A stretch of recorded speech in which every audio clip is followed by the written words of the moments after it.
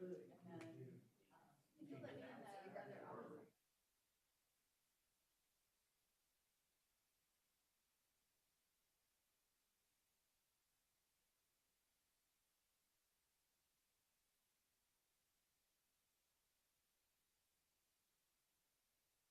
sorry.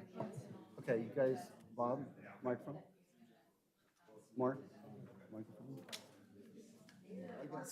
I guess that's green down there. Okay, I'm going to call the meeting to order. This is the Genoa Township Board of Zoning Appeals. It is June 25th, 2024, and it is 7:02 p.m. And we are at the Genoa Township Hall, 5111 South Old 3C Highway in Westerville, 43082. We have 5 cases on the agenda tonight. BZA case 2024-01, BZA case 2024-04, BZA case 2024-07, BZA case 2024-08, and BZA case 2024-09. Staff present is Susan Dorch, our Deputy Zoning Inspector, Paul Benson, Deputy Zoning Inspector, and Counsel Peter Griggs. And I will call the roll. Ms. Yu. Here. Mr. Phillips. Here. Mr. Hanson. Here. Mr. DeRose. Here. Mr. Christian is in the back, and Mr. Campanella. Here. And welcome, Mr. Campanella. Okay, I'm going to read this into the record, and please take notice of it. Take notice of the following. As is the adopted policy of the Board of Zoning Appeals, all applicants will be granted an opportunity to make their formal presentation. The audience will then be granted an opportunity to comment, followed by questions from the board. And comment means that they need to be directed to the board, not to the applicant. It's not an opportunity for a question and answer session. This policy was adopted by the Board of Zoning Appeals to provide for the orderly discussion of business scheduled for consideration. The chairperson, me, may limit repetitive debate. This evening, I will allow 3 minutes per person to speak.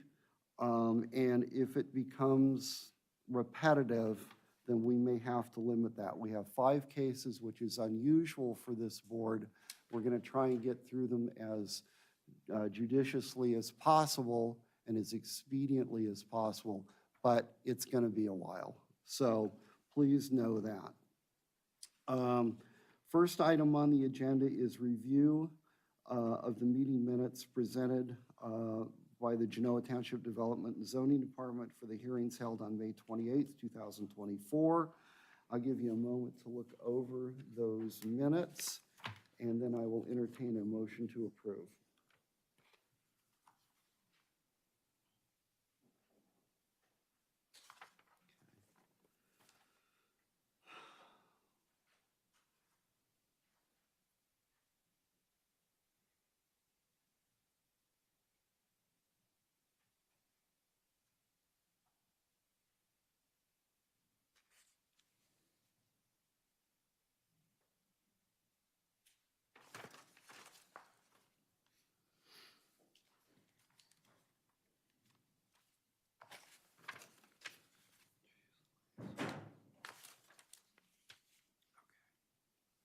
Okay, good. Okay. I'll entertain a motion at this Move time. to approve as presented. Mr. Phillips, second. Okay. All in favor of approval of the minutes from May 28th, 2024, signify by saying aye. Aye. Aye. Any opposed? Any abstentions? Abstain. Mr. DeRose abstains. Okay. The next item on the agenda is an area variance. Okay, an area variance, which this is the second reading of this variance. Actually, I think it's the third. Berkeley Ellis, Cardinal Self-Storage, Westerville LLC, on behalf of Robert L. Taylor and Terry Dursing Taylor, co-trustee, requesting approval of a variance to Section 1505.05 of the Genoa Township zoning resolution to allow the maximum gross floor area of a commonly controlled business operation to exceed the maximum allowed 65,000 square feet of gross floor area within one or more buildings on parcel number 317-34201-015 and parcel 317-34201-016-000, known as 6201 Maxtown Road, Westerville, 43082, which is currently zoned light industrial, and this has been continued from April 23rd. We have to do Robert and Ed Scott. That's okay. Wait. That's okay. Okay, then all right, then I'm out. Oh, well, it's the first one that I've got here. That's the minutes in your hand. Oh, yeah. Oh. The Oh, one on yeah, where it okay, was right, I forgot about first, that but one. that's fine. You Yeah, can we got just some do it. high-priced legal help here, so let's go through. Yeah, I hear the clock ticking over there. Fine. And then for the record, that Teresa recused herself and Mr.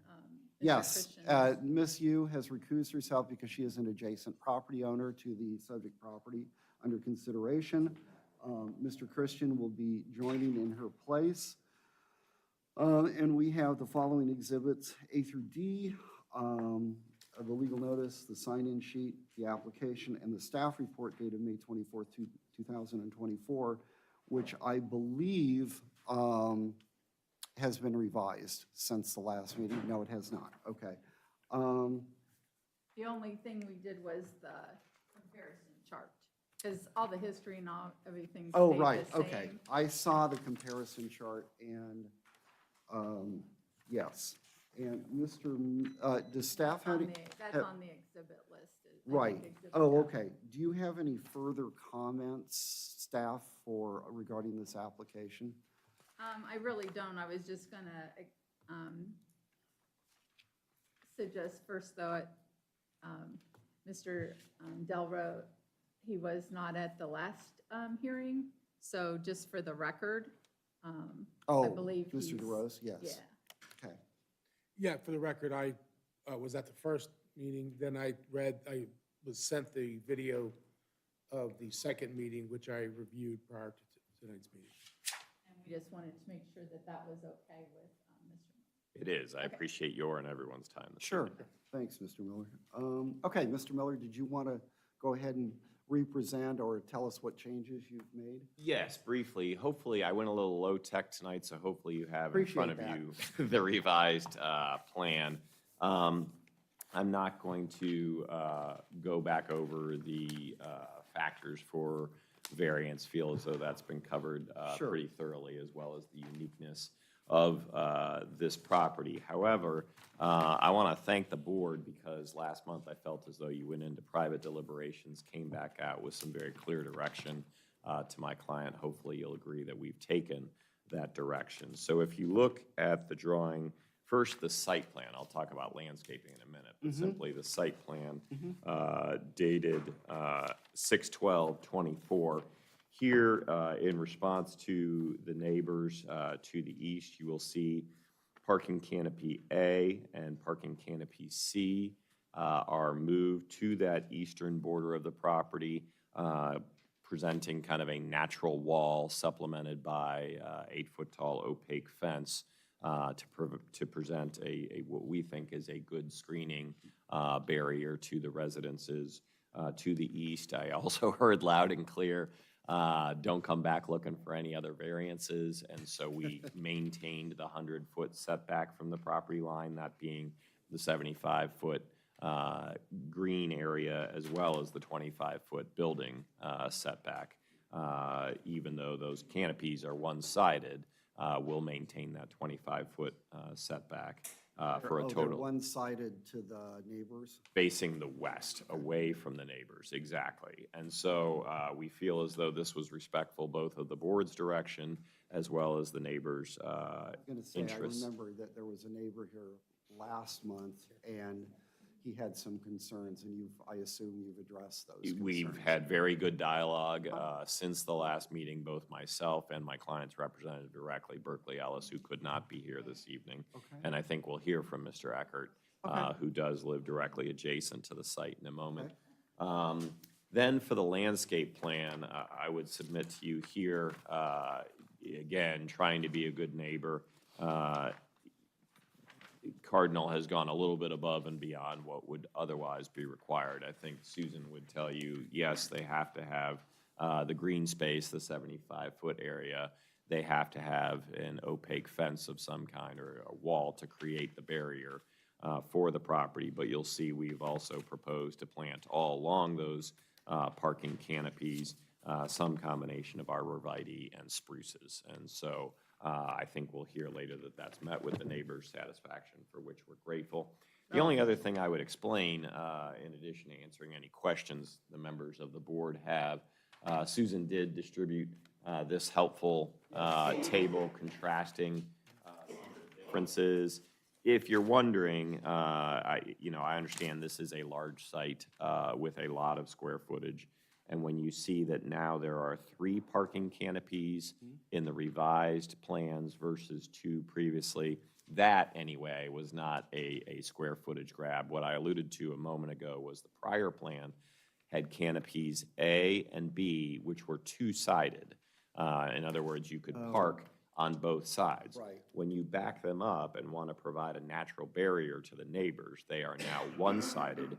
It is true that parking canopy that a 3rd building was added. Parking canopies A and C are the ones in the revised plan that have the solid wall facing the neighbors to the east. And there is a parking canopy B. But if you're wondering, okay, Miller, you added an extra parking canopy building, the difference is approximately 3,000 square feet of additional parking. This is not monumental. In other words, last month you saw a plan that had buildings parking canopies A and B for a total of 65,400 square feet. Now there's A, B, and C totaling 68,775 square feet. So we think this is still kind of true to the original plan, hopefully addresses the neighbors and the board's concerns and allows us to still maintain approximately the amount of parking we were seeking in the original plan. So that's the difference. And with that, I'm happy to answer any questions. And your impervious surface Still. coverage went down slightly? Correct. And correct. then, because the parking, the open parking went away on the neighbor's side. That is correct. Yeah, and still well below the limits allowed for what is, as it's kind of been said at length, is a very large site. Okay. All right. Staff, you don't have any other comments? Okay. Then I will entertain public comments, which it occurs to me I didn't throw anyone in. So if you're going to appear here on this particular case, please stand and raise your right hand. And if it's just, if it's just the one gentleman, oh, okay. Do you swear to tell the truth, the whole truth, and nothing but the truth, so help you God? I did and do. Great, thank you. And sir, and please refresh our memory, your name and address, please. Sure, Todd Eckert from 7042 Gene Court. Okay. So, last month, the board asked us to come back with an agreed plan. I think we're there. So we'll start with that. Thanks for giving us a chance to review the plan.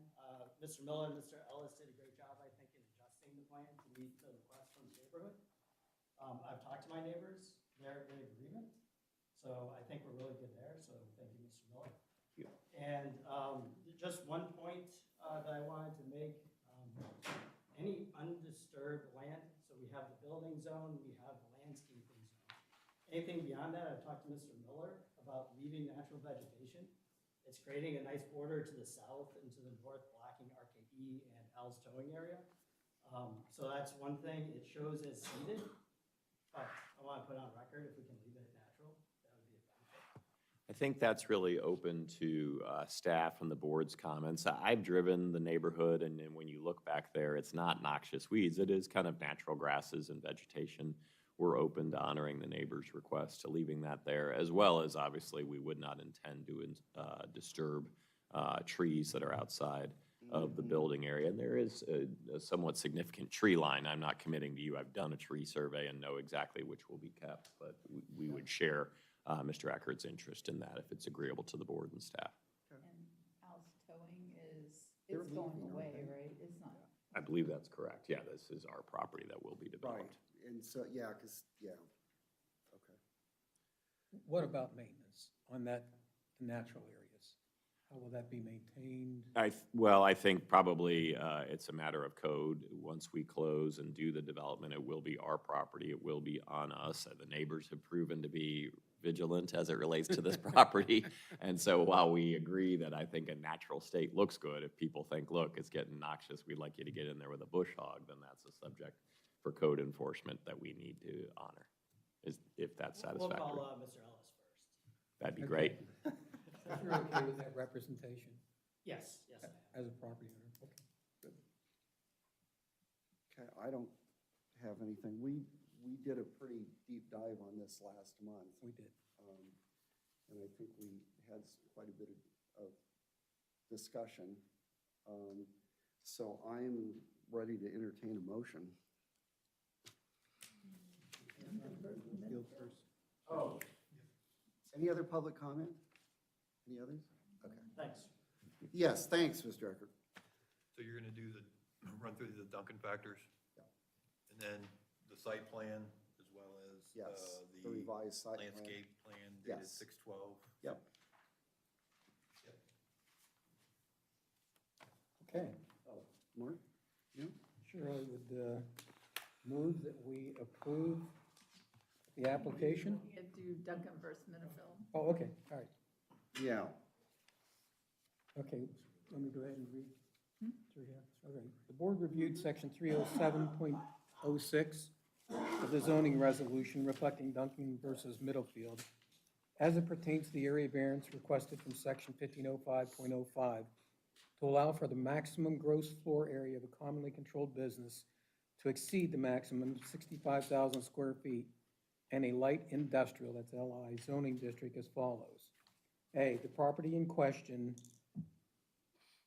would yield a reasonable return and there can be beneficial use of the property without the variance. Now, obviously, not all the Duncan versus Minifield factors have to be approved here, but the property is certainly in use now and is financially productive. So there can be a beneficial use of the property without the variance. Comments? I agree. I think that's an accurate statement. Okay, good. Moving on to B, the variance is substantial. As our chart presented by Ms. Dorsch indicates, it looks like the requested increase is 189% increase, so it is very substantial. Comments? None? Okay. The essential character of the neighborhood would not be substantially altered, and the adjoining properties would not suffer a substantial detriment as a result of the variance. First of all, we've got the screening to the property, so it would not adversely affect the neighborhood or substantially alter the neighborhood. And the adjoining properties, as we heard from Mr. Eckert, would apparently not suffer a substantial detriment as a result of the variance. And may I add that from Maxtown Road, this is really not going to be visible. And so from that standpoint, from Maxtown, it really doesn't have any impact on the property, the improvements to the property. And actually, if you drive down Maxtown and you look down where Al's Towing is right now, it's unpaved, dirt lot, lots of old cars sitting there. This will probably only improve it, would be my opinion, as far as the aesthetics of the neighborhood. Makes sense. Any comments about that part of it? Okay. Don't be shy. The variance would not adversely affect the delivery of governmental services. I believe we've sent notices out to the local policing, fire, and so forth, and they had no comments at all, correct? Well, they did not have any concerns. They had no concerns, okay. Next, the property owner did purchase the property with knowledge of The zoning restriction council, as you know, we suggest that everyone purchase a property knowing of the restrictions, even though they may not actually have constructive notice. If the property owner's predicament cannot be feasibly obviated through a method other than the variance, that's the only way that you're going to expand the property for its intended use by the property owner. Let me just comment on that. Sure. It's 15 acres, approximately. It's buried back off of Maxtown. This is really probably, it's a light industrial area. It's probably the highest and best use for that property, because there's another self-storage right next to it, which and there's another one behind it on Frost Road, but it's probably the best alternative, because the way it's being used currently is not aesthetically pleasing. I don't think it benefits the township, and I think that in the long run, this is probably, like I said, the highest and best use of this property that we have available right now. So. And the area's growing, and the current property owner has Apparently done a there's great job a with it, need so. for it, Right. so. Okay, moving on to G, the spirit and intent behind the zoning requirement would be observed and substantial justice would be done by granting the variance. For many of the reasons we've already stated, it would be a positive use of the property, and as you point out, highest and best use of the property if we do grant the variance.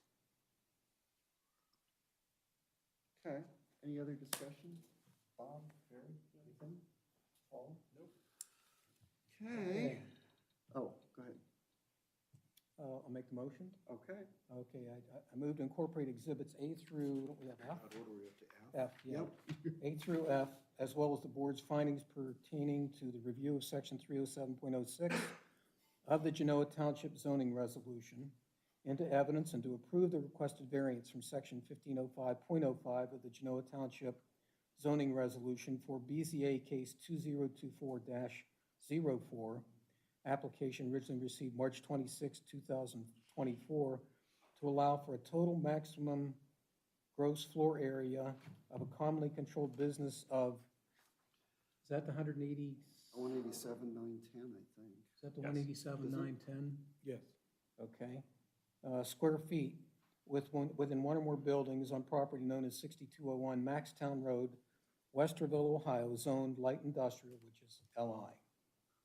This motion is based on the following findings of fact pursuant to section 307.04 of the Genoa Township zoning resolution. First, that such variance or modification will not be contrary to the public interest because, again, it serves a useful purpose. It will not be an eyesore of any sort to the property, and others in the community also have similar variances that have been granted in the past. That owing to special conditions, a literal enforcement of the zoning resolution will result in an unnecessary hardship because, again, the property can be used for a beneficial use within the community, which would serve the community by additional storage spaces being available. And to otherwise do so would impose an unnecessary hardship upon the property owner. 3, that the approval of such variance or modification thereof is consistent with the spirit of the zoning resolution, and substantial justice shall be done thereby because, again, a continued growth of the community and the area, and once again deferring to the chairman's position that it is probably the highest and best use of the property at this time. Don't know that we have any other conditions at this Do we point. want to put a condition in about the landscaping? And Site plan. Site And the plan, landscape plan. landscaping plan, and the natural landscape. Do you normally have to do all those every time? Okay, so we're going to add the additional conditions that the applicant will comply with the site plan and the landscape plan. Dated 6/12, Mhm. 2024, I think is the Dated correct June date. 12th, 2024. Correct. Okay. Council, is that understood? Yes. And it's acceptable on behalf? It is. Okay, Thank you. Thank you. Then additional conditions, all required permits, zoning or otherwise, be obtained.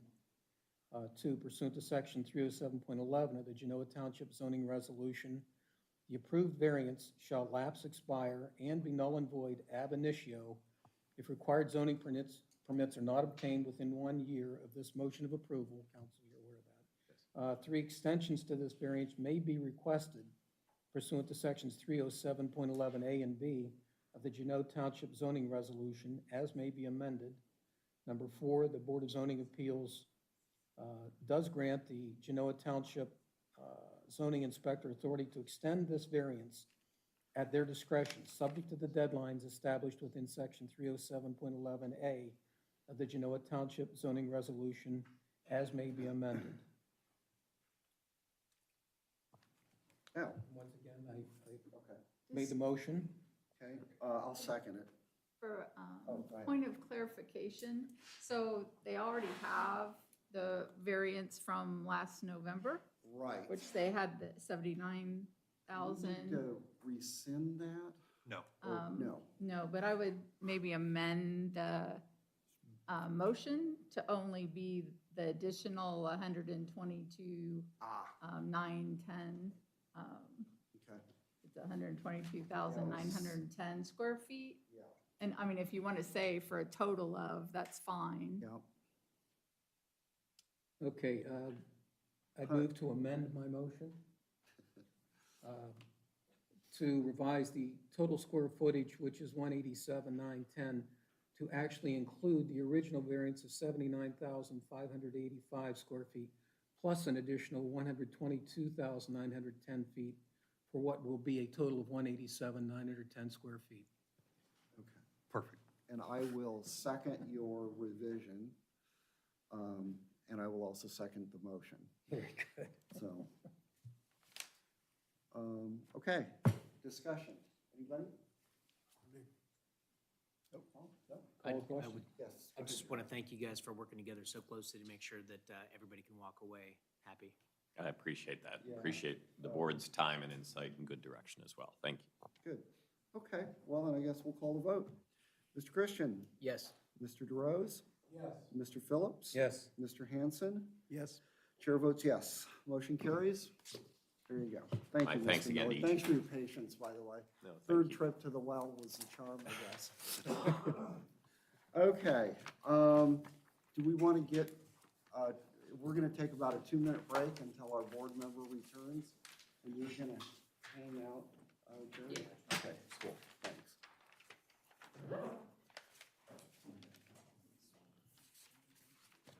I don't think there was any good way to do that, but I don't think there's any good way to make the switch. But- No, there isn't. But it was, well.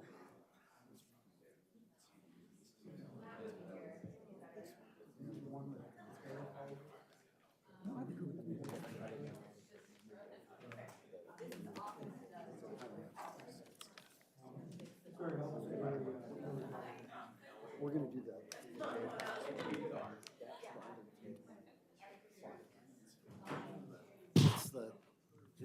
Because these people basically have, I guess, withdrawn or abandoned the application.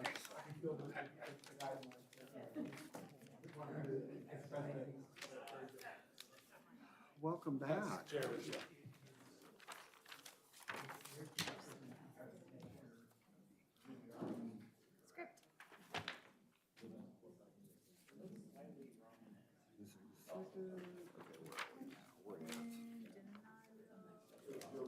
Variance, okay. Okay. Okay, we're back in session, and,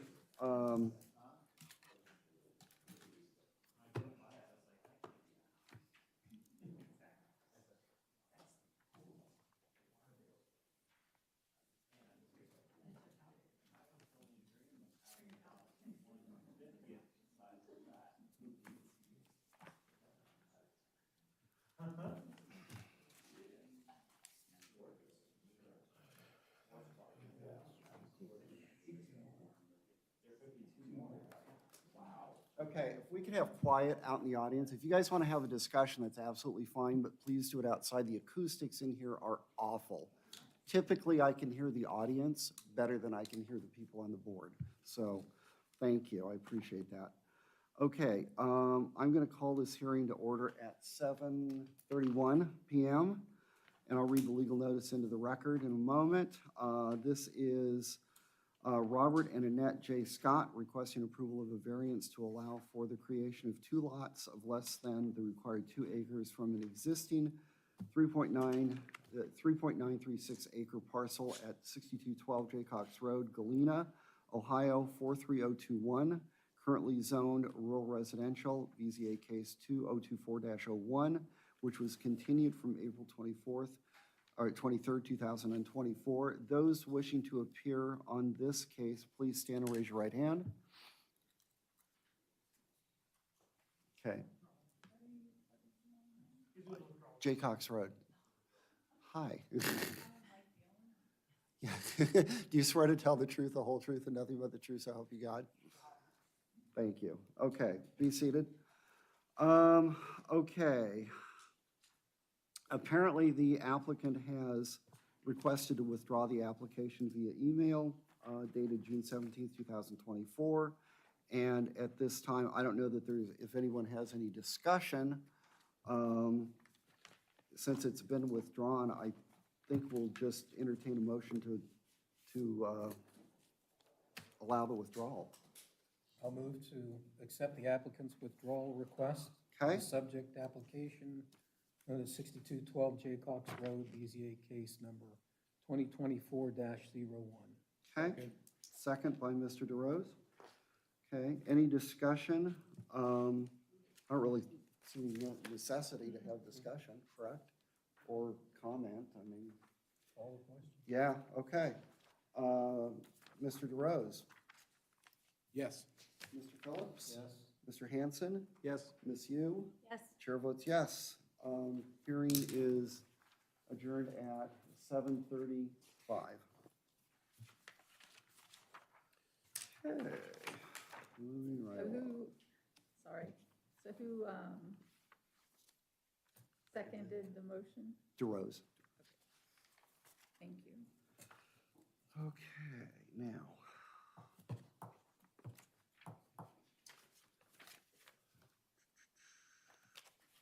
Okay. I'll open the third hearing at this time. It is 7:35. And I'll read the legal notice into the record, and then I will ask those that wish to speak on this matter to stand and raise their right hand and be sworn in. Tigran and Erna Safarian requesting approval of a variance to allow for 2 freestanding signs to exceed the maximum 24 square foot of signage in a residential zoning district at 4777 Worthington Road, Westerville, Ohio 43082. This is parcel number 317-240-01-001-03, which is currently zoned rural residential, BZA case 2024-07. Those wishing to speak on this matter, please rise and raise your right hand. Do you swear to tell the truth, the whole truth, and nothing but the truth, so help you God? Thank you. Be seated. And at this time, the legal notice for this hearing was printed and published on June 15th, 2024 in the Delaware Gazette and posted at the Genoa Township Hall on June 11th, 2024. An attempt to mail notice of this hearing to property owners contiguous to and across the street from the subject property was also made. Into evidence, we're accepting Exhibits A through D, which includes the legal notice, the sign-in sheet, the application, and the staff report dated June 21st, 2024. And we will start with the staff report with Susan Dorch. Thank you, Mark. So the property address is 4777 Worthington Road. It's a slightly over 10-acre parcel. It's in a rural residential zoning district. You've been provided as part of the staff report a timeline, which I would prefer not to read the whole entire thing because it's quite lengthy, but you have that in your possession. The variance request is from section 1806.04 through 1806.06, which is the sign code section, which establishes a maximum sign area of 16 square feet or up to possibly 23.2 square feet, with some potential bonuses that are listed in the zoning resolution. The applicant is seeking a variance to allow for two existing 32 plus square foot signs totaling 76 plus square feet to remain as erected at their current site. A 22 plus square foot sign increase to what is permitted by the zoning resolution without bonuses being utilized. The actual size of the proposed sign appears to be slightly above 38 square feet, 19 foot 10 inches plus 1 foot 11 inches for 38.013 square feet. If approved, the exact dimensions of the sign in the proposal and/or exact square footage measurements should be noted in the motion of approval for accuracy. With the pursuit bonuses applied, each sign would be potentially permitted an area of approximately 23.2 square feet, which would reduce the requested increase to an additional 15.8 plus square feet per sign. And copy of the application was presented to the Genoa Township Police, Fire, and Maintenance Department. We did not receive any concerns back from any of those departments. As of the date of this memo, staff has not received any complaints about the size of the subject sign that we recollect. I did receive one inquiry today from someone who saw the sign, and they did not provide an opinion for or against.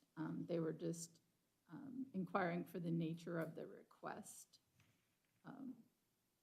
The Genoa Township Zoning Commission is currently considering numerous amendments to the zoning resolution. One of these amendments would revise and increase the maximum permitted sign area for lots in residential zoning districts in certain circumstances, which could potentially further reduce the degree of variance being requested even further. However, this proposal is subject to change and approval of such, and it's not a guarantee that those changes that are being proposed will be approved. Sure. If approved, staff recommends that a condition of approval be that the applicant applies for and obtains a zoning permit for the existing sign no later than a specific date set by the board, and that the application for such a permit shall be consistent with the approval granted by the board. Okay, anybody have any questions for staff? No? Okay, let's hear from the applicant.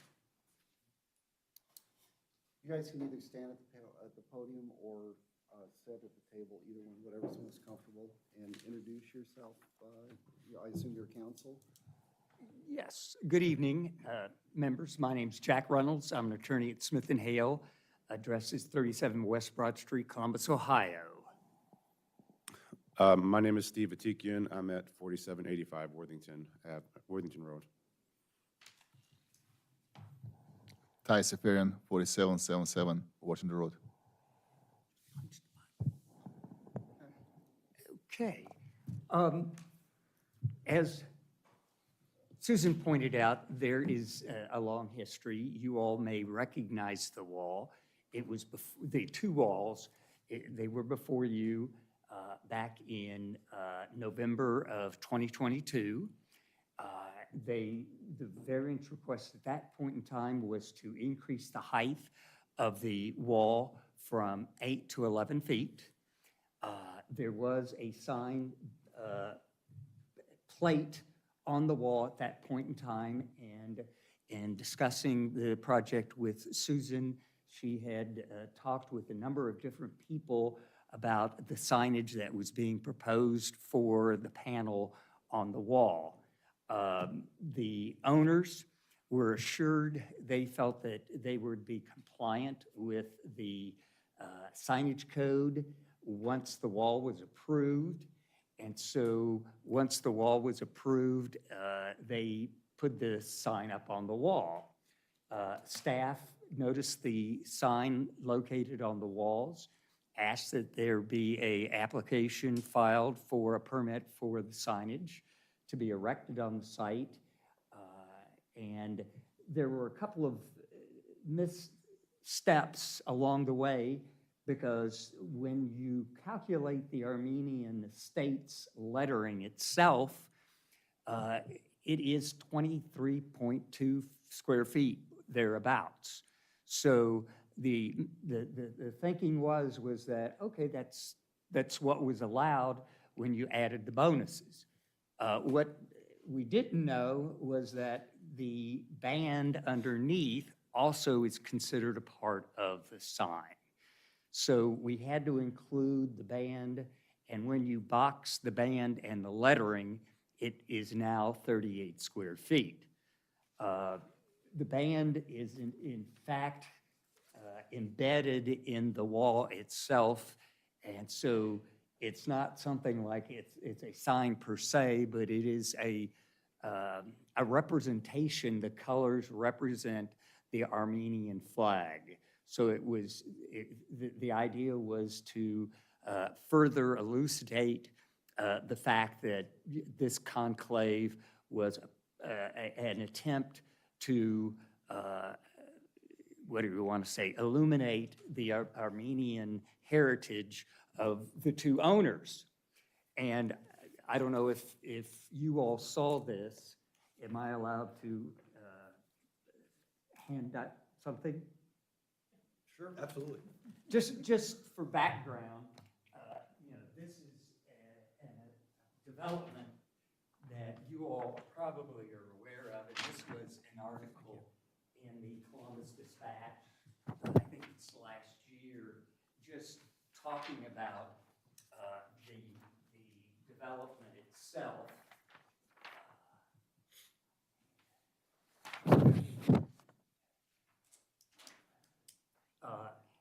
And I may have Ty or Steve, excuse me, give you a little background of what they're trying to do there.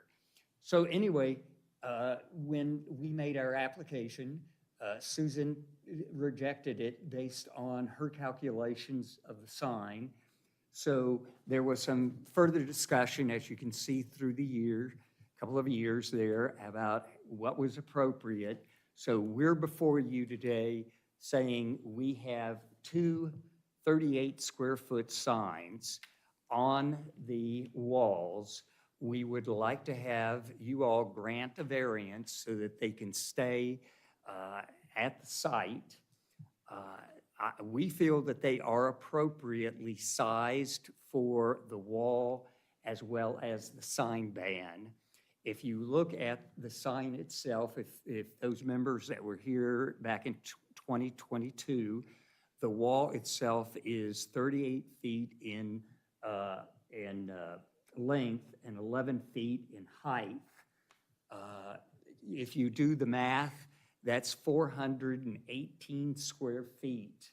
The signage would be, again, 38 and 38. So if you looked at each panel separately, the signage itself, 38 square feet, is 9% of the wall. So when you look at the Duncan standards, the second question is the variance substantial? And I would say that it is not substantial based on the fact that when you do calculations as where it sits on the sign, the wall size itself is only 9% of each wall. So when we start looking at the Duncan standards, I would say that the size of the wall is appropriate given the size of the sign panel onto which the signage is attached. We would also say that when you look at the Duncan standards, yes, there are other alternatives available, that you could have a wall there, but we feel that it's appropriately sized given the size of the wall, the historical nature of the development itself, the fact that Armenian Estates thoroughly gives a context for the buildings behind it. The buildings behind it are rather large and are impressive in size. And so you would certainly want signage that recognizes the size of the buildings and the history that it represents. When you continue to look at the Duncan standards, whether the essential character of the neighborhood would be substantially altered, I would say no. Whether it interferes with governmental service to the area, I would say no once again. And then whether the owner purchased the property with knowledge of the zoning restrictions. Again, as some would say that the zoning code is there. Unfortunately, the signage code is kind of difficult to calculate, getting to know bonuses, et cetera. Our client did not know the restrictions that were on the property based on the signage, thinking that what they were putting up was allowable under code, and even filed the application for the variance. So the last one is whether substantial justice would be done. I would say yes. They have been through a lot of discussions with various governmental personnel, including Susan, Joe, Mark Fowler at the prosecutor's office. So in terms of what we're trying to present to you this evening, it's something that we feel is appropriate for the site. I might ask Steve to give you a little bit of background on the development itself and why they feel the sign is appropriate for the site. Hello. Yeah, I mean, we started this project many years ago. Before I lived in Sheffield Park, and my brother-in-law lived in Mansard Estates. So we purchased that land, and we're both very proud American Armenians.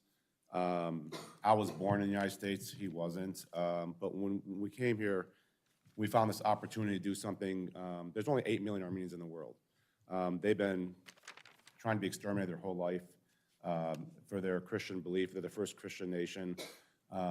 Even till today, that people don't know, like a few months ago, 120,000 Armenians got pushed out of their homes in Karabakh because they're Christian. So we want to bring awareness to people. So when we build like the pool house, it's an ancient temple in Armenia. That's what it represents. That's why when people drive by, they see a temple. The statues are legendary heroes. There's Mother of Armenia in there, and and we've had a lot of people ask us about it. And we had people just drive up, because our gates are always open. You can see it's never shut. People drive up and they ask us about it. We're more than happy to talk to them about it, just to bring awareness to it. Instead that's the biggest thing that for us is we're proud of our culture, proud of our heritage, and we just felt like it's something that we can bring more awareness, not just to Ohio, but all over that, in which it has. We see it is, little by little doing that, so. And what I would say is that, given the size and the proportion of the wall, if you were to look at what is permissible under code at 23.2 square feet, you would be talking about 11.1 square feet per sign for each of the walls, which is, I mean, even, 1.5 foot would probably give you a 5-foot length sign on that wall, which is a fairly small sign on that wall, and it certainly would be out of proportion with what is already there. So we feel that, again, as you look through the Duncan standards, that we feel that 32 square feet per sign per wall is appropriate, and we would ask for your all support of the variance this evening. And we can answer any questions. Mr. Chair, may I? Go ahead, Bob. Council, thank you for your presentation, sir. Thank you for yours. I want to focus on one part of the Duncan aspects, and that's, you indicated during your process that there were some missteps, but what I would like you to help me walk me through is, as I understand it, a permit was denied, correct? And the appeal wasn't filed, correct? That is correct. Okay, and then it seems like about a year or so goes by with your clients having knowledge that the sign wasn't in compliance, correct? I think the client would argue that they thought it was in compliance. But there have been multiple visits by staff and the zoning board, correct? Correct. And then follow up with the prosecutor's office, correct? Correct. So I don't want to belabor all the other points. Walk me how I get past D on Middlefield, where, most people who have to deal with D in Middlefield, most people don't read codes, okay? Yeah. And, we generally allow the public that somewhat of a pass. Yeah. But here, you went through a process since October of 2022 with applications, denials, failures of appeal, contact by the township, bringing to the fact that the sign was not in compliance, contacted by a prosecutor's office. Walk me through how I get past that factor on Duncan versus Middlefield. Well, again, there were a number of people working with the township trying to understand what was permissible under the code. And so, again, there were meetings, there was a thought, and more than a thought. That's why the application was filed, and the thought was, we studied the code as a result of putting the sign up, thinking that it was compliant, or we wouldn't have put the sign up. So the sign went up thinking that we were permissible for the 22.2 square feet per sign. So the thinking was that those were okay. What we did know at that point in time was that the sign ban also counted as a part of the sign. So that was our mistake in assuming that it only covered the actual lettering, as I understand. So when we made the application, and it was pointed out, and you all got, although I didn't think it was very clear, in all of the definitions as to what a sign was, I think a layman would sit there and say a colored band does not necessarily represent a sign. I mean, if this had been a flag and it were flying above the sign, above the wall, that's permissible. You can have a sign, a flag that's Armenian, and it would be the same colors. But because we affix those colors to the wall, it becomes a sign. So that greatly, that's a 15 square foot jump over where we were when we originally filed the application. So we went from 2 signs that more or less met code if you omitted the band. So that's where we kind of started getting dinged in terms of, uh-oh, we've got a sign that's a little too big. So that's why there was some discussion with the township about, you know, we thought we were okay because we went through the numbering. You know, we went through and we got the bonuses and the sign itself. And again, if I were a layman, I would look at the sign and its Armenian estates. So that's where the problem kind of came into being. Unfortunately, those colors are a part of the wall now and can't be, they'd have to be chiseled out. They're not a part of a sign per se. If you all look at your application, the sign itself is illustrated. Hang on a second, I will pull it out. There it is.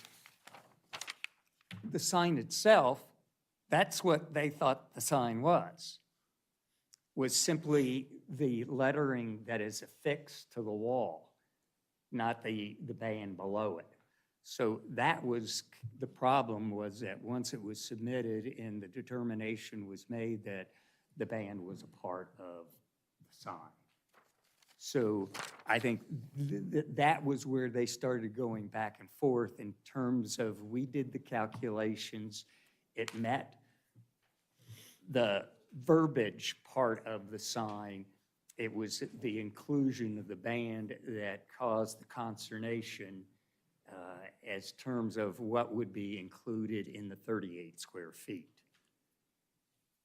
So that's where we ran into a problem. Thank you, Council.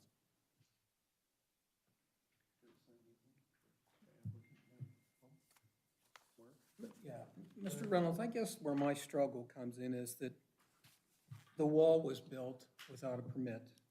Yeah. And after the fact, staff indicated it probably wasn't compliant. And asked then, I think, of your clients, did they want to include anything else in a variance permit about the signage? And they said, no, the sign will be compliant. And it's not. And it seems to me that we're in a case of asking for forgiveness rather than permission. And you make the point, I understand about the band as a part of the sign now, but it seems your clients were given an opportunity, and they built, 2 beautiful homes. Yeah. I understand that. So they're aware that permits need to be obtained, right, for all that stuff. And so they've known for a long time that Genoa Township was going to be actively involved and would want permits. And if something was non-compliant, as it was pointed out that it was non-compliant, and given an opportunity to do something with the sign beforehand and didn't do it. That's my struggle. Can you appreciate that? Yeah, I can. Again, we can go back to the fact that there was you can look at all the dates. There was studying, there was a review of what was permitted under code. And so my clients thought that they had met the code. They were going to comply with the code. And so they felt confident enough to come before you all, get the variance for the wall, even have the sign plate up there showing where the sign would go. And we're unaware, once again, that the banner was going to be included in the calculations in terms of what was permitted under code. So if we would take the band off, it would be the code code compliant 23.2. And that's what they thought. And So- unfortunately, from what I understand, there wasn't a discussion about adding the band itself. And, I think that I might question it simply because I've been doing this 30 years. So a sign erector may do the same thing, but again, it wasn't discussed. I don't mean to jump in on top, but, Thank you. you know, I don't agree with your statement, because when I look at this list of dates, this has been going on, this situation's going on, it looks like 2.5 years with this sign. You came to us for the wall, we gave you the variance for the wall. And then now, see, and I agree with you, Mr. Phillips, in that you got the variance for the wall, okay, well, to me, there's a disregard for the zoning code, because they were aware of the zoning code, clearly. They did not ask for a variance at the time. And we can argue over that banner all day long. Yeah. But the point of the matter is it is still non-compliant. And I believe, my opinion is, and disagree or not, is that there's a blatant, this demonstrates to me, I've been on this board 12 years. This demonstrates an absolute disregard for the zoning code and the officials that enforce it. We do not. These people do. And this tells me that they don't care. They just put up whatever, like it, don't like it. We're going to argue with you over it, and we think we're going to win. Well, I'm not so sure. And that's what I see. I don't see, and yeah, and I do believe it does affect the neighborhood. B, I also believe, which to me is extremely important, but I also believe that they knew, they were aware of the zoning code. And it's not a matter of, well, we put that line underneath and now it's not compliant. We just didn't get it. We're sorry. Because it's been up there, how long? 2 years, 3 years? 2 years. Yeah. Less than 2 years. Okay, long enough. So that's my opinion at this point. I think it's something the board should probably discuss in a private session. I do We too, need to allow but public comment. before we do that, I want to hear public comment, and then we're going to go into discussion, and then we'll see what we do. Okay. So, anyone that wishes to speak on this matter, please come to the podium, introduce yourself, name and address, and we'll go from there. You have 3 minutes. And we have one gentleman. Please introduce yourself. Good evening, Board. My name's Rick Whelan. I'm at 9500 Brittonwoods Drive. Chairman, members. Whelan? Rick Whelan. Are you a nearby property, an adjacent property owner? I am not. Okay. I am not. But I'm here to kind of reiterate and ask a couple questions of the board. I was kind of confusing on what this application is for. If it is indeed because there was not an actual permit taken out for this sign originally? And is that why we're here now? Because they're asking for kind of forgiveness instead of permission after the fact? A general answer would be yes. Okay. So with if in the layman's terms then, if a layman were to become up for an application and didn't know anything about signs, I believe he would contact the zoning officers and ask their advice and stuff on it and get a permit. That's the way it's supposed to work. You're not supposed to just go ahead and do stuff on your own and then come in and find out that you didn't do it right, and then the board tells you something's wrong. So I don't agree that they're here for a variance after the fact. It sounds like their hardship, if they have a hardship at all, was a self-inflicted hardship, which is a denial type of issue. It's for a variance. Can't give somebody a variance if it's self-inflicted for those guys. So in section 307.7, it says, for the Board of Appeals shall not grant a variance unless an unnecessary hardship exists, right? So I don't know how the unnecessary hardship of them not following our laws allows them to come in and ask for a variance for it. A lot of different things going on here, and a lot of it seemed to be brought to the fact because the process wasn't followed correctly in the beginning. You know, either things were missed by zoning, reviewing stuff, the applicant wasn't aware, when the applicant has to be aware. Everybody in our township has to be aware of our zoning code. You buy a house in here, you have to abide by the zoning codes that we have. So that's their detriment on that side of it and stuff.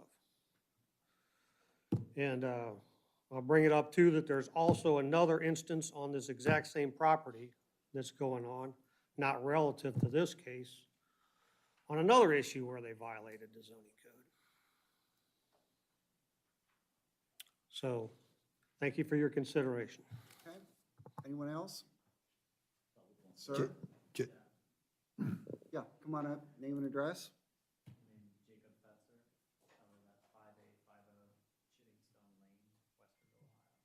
Are you an adjacent landowner or? I'm not adjacent. Okay. I'm a layperson, so. All right. Oh, there you go. I was just driving around the neighborhood, and that's how I found out about Armenian estates and this zoning issue. My first thought as a layperson was, holy cow, that's a huge sign. I don't know if that's relevant or not. Okay, thank you. Anyone else? Well, Carrie. Oh, sir, okay.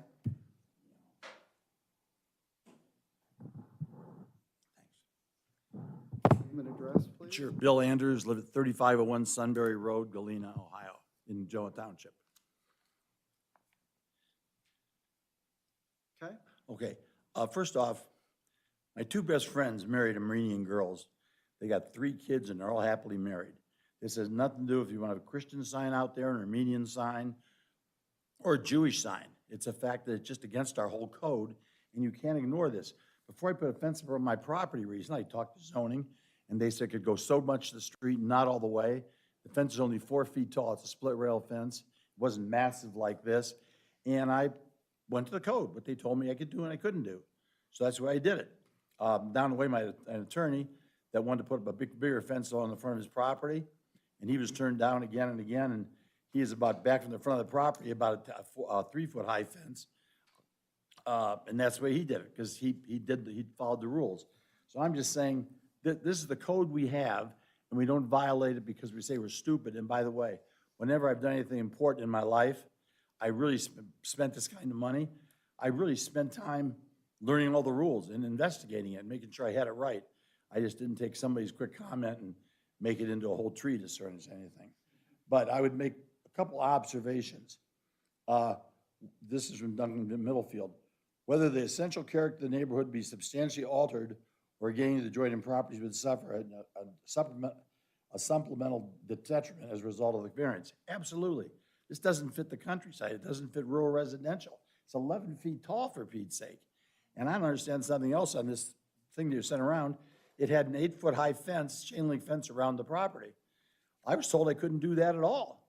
You know, I couldn't run the thing all the way up along my side property. I had neighbors on both sides, but I wasn't allowed to run the thing up there and just block everything or whatever is going on. I mean, I found the rules and I stopped the thing about 60 feet short of the front of my yard.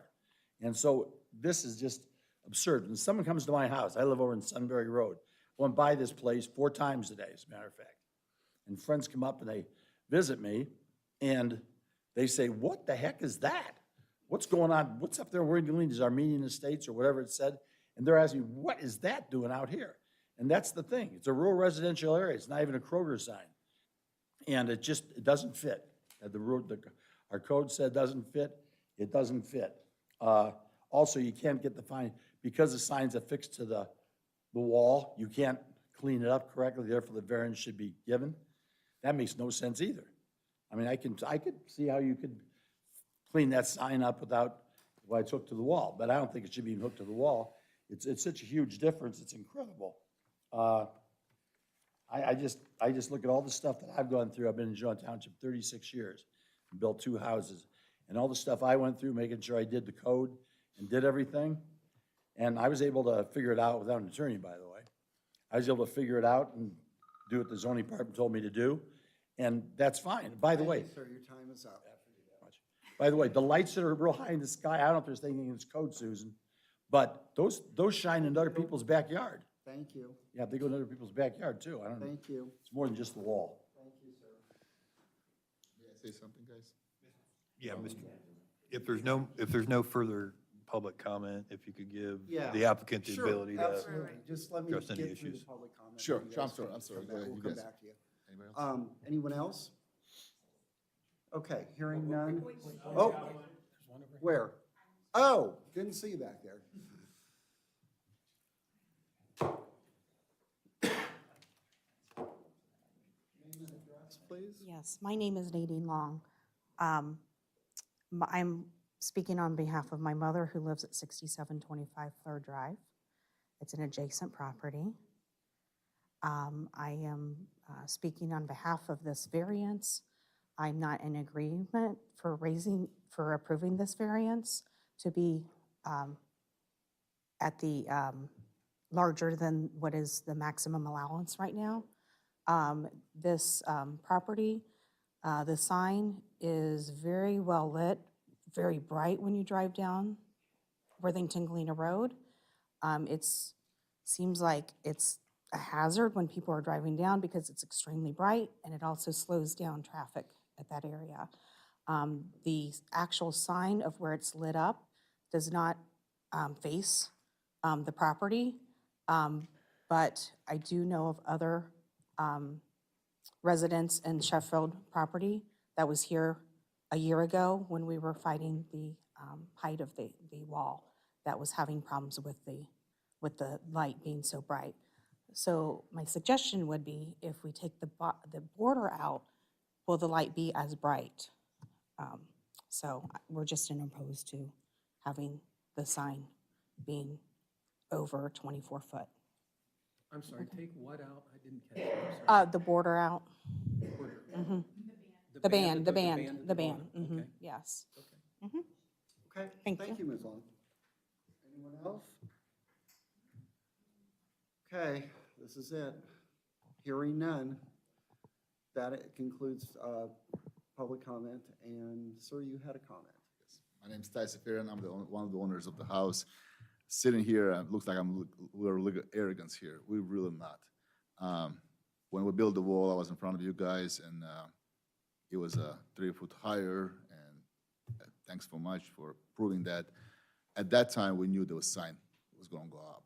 At that time, we knew the size of the sign. Yes, maybe there was misunderstanding with the bend, and between my calculation, my general contractor calculation, some of the township employees, we thought we were right. We thought otherwise would have put on the agenda then that sign. But as we all said, it was under the size, we're fine.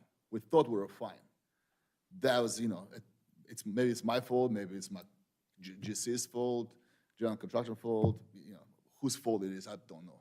But we knew at that time that sign was at the Genoa Township since 2021, December 2021. That's the first time they received same exact thing. That's a picture there from 2021. So everybody knew that size sign is going there.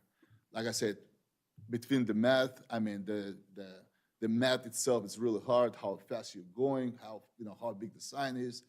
And maybe it's my fault. I just want to put everything on me. So yes, we did know the sign's going to be there. We did know the band called flag. So we all knew it was going there. Maybe I did miscalculation with the signs, but like I said, everything was there. There was nothing hiding. The exactly size what you see there, it was here since 2021. At the emails, at the signs. So we all knew it was here. It's not hiding from no one. And yes, we did work because first of all, we were shocked. If I would know there was a size was difference in 2021 and 2022 when I was in front of you guys, I would have said, hey, let's add the sign too, because if the variance was you could add the sign to it, you can add anything to it. Because of bigger wall, you could have add anything to it. If, we could have add, if we knew it was a wrong size. We did not know. I didn't know personally. And I'm not, I'm a car guy. I'm not the sign guy, nor I know what it is. It really, I mean, I don't want you guys to think, I mean, I get it, it's not gonna go through. I don't wanna sound like an arrogant, but we're not arrogant people. We're not arrogant people, yes. Maybe it took 2 years, but this sign means something to me. This sign means, heritage of, thousands of years. That's, the building when I built it, it was a, temple, where I'm from. And, forget about being Christian, but forget about a lot of things, we forget about that stuff. But there's really, I just don't want you guys to think I'm arrogant. Your neighbors are arrogant. I'm not an arrogant person, by no means. It was not forgotten. We knew this exact size by the inch. Everything was, we all knew. But with the math, if you open your, I bet none of you guys, if you open that side, that book you guys have of the signs, you guys won't figure out. My engineer said, our engineer said, Ty, I cannot figure out. Can you guys find out from Genoa Township how to count that? So we didn't know that. So we know, between my general contractor, between and we tried to figure out, we couldn't figure out. And yes, when I was here 2 years ago, if I knew it was extra size is bigger, I would have put it on a agenda. I mean, that would be the problem for us, right? The size difference, and that's it.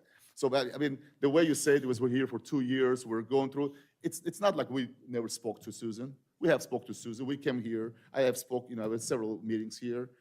Yes, we went through this, we never went to prosecutor. Actually, we never prosecuted. They said we go to prosecution office. But actually, we never went to court or anything like that. But so if we would have known 2 years ago, and probably actually more than 2 years ago, around 2 years, whatever it is, we would have added that sign to that wall, and I don't think we would have a problem then. But obviously, there's a problem with the signage. Mr. Reynolds, you had a What's interesting about this case is that with the sign bonuses, you could have a 23.2 square foot sign, and the total square foot of the sign on their sign application is 23.13. So it wasn't like they were picking numbers out of the blue. There was thought and recollection as to what was permitted under code. That sign cost a lot of money. Well, forget about the money-wise. I mean, if you guys, I know that the flag underneath leads up. If you guys say, Ty, unlead it, I can unlead that. So there's, the sign, the flag underneath would not be leaded. I'm okay with that too. If you not consider it part of the sign, in that respect, I'm okay with that. I understand, first of all, I don't want you guys to think we're arrogant. Maybe we have a bigger house, but we're not arrogant people. Like it was the way you guys said, it was like you guys knew, you guys this, you guys that, but I'm your neighbor. I'm your guy who is your neighbor. I mean, I'm your guy, so I don't want you guys to feel something bad about me, or us, I should say. Anything else, Mr. Reynolds? I asked the sign company to provide me with what the sign would look like under code, and they weren't able to produce it for me by today. But I was hoping to give you all an idea as to what the sign would look like under code, because I think if you were to look at it under code, it would be out of character and it wouldn't look correct on the wall itself. I appreciate that the township is looking at amending their code to allow for some greater square footage. That would certainly help, and obviously it hasn't been done yet. But, the thought being is that regardless of what's here tonight, I think we would be here tonight asking for a variance if you were to look at what 11.1 square foot does, because I think that was, they're all different kinds of subdivisions, and they're all different kinds of, entry features. And so, each entry feature has different size of sign, and so, you've got to take them individually in terms of what you're asking for and what's appropriate. And I think that what we're trying to say here today is, they were told that 23.2 was an appropriate size under the code. They lived with that. They bought the sign. They built the sign. They affixed the sign. We filed the application for the sign permit, thinking it was permitted. And now here we are in front of you all. And I can appreciate you, Mr. Chairman, with it taking the time to get here. But we are here, and we don't mean to be, derelict in our duty to adhering to the code. So I appreciate your all's time this evening. There are some items there that I would love to have been able to show you what the code would allow, because I think you'd be shocked at how small it would be. Can I ask one more question? Susan, am I allowed, like, if I would remove the box and paint on, just do the real paint on that thing? Well, as I understand it, just removing, I mean, if the bands were gone, the sign would meet code, correct? Yes. Okay, Yes, ma'am. right. I mean, I know you don't have an example, but I mean, that's one Yeah. example is just picture without the band. Yeah. So can I paint it yeah. on it? Yeah, go ahead. Let's let the board discuss and all, and, because it not do something on the fly, so. Yeah. I did have one question. The lighting was mentioned in the comments, but the lighting is not an issue of the lighting of the sign. There's That's nothing- correct. It's okay, not an issue. Okay, Issue in this. right, it meets code, It meets code, it meets correct. code. Exactly. Right, I don't that's mean to not say the not an issue issue, I here. mean, it's not part of the variance. Yeah. Yeah, so, Mr. Chairman, we Let's- go ahead. probably need a motion to recess into private deliberations for the purpose of discussing the merits of the application. I was just thinking we'd do that. Yep. I'll make a motion that we go into private discussion, and we adjourn until, at this time. Second, by Mr. DeRose, okay. All in favor? Aye. Okay. All right.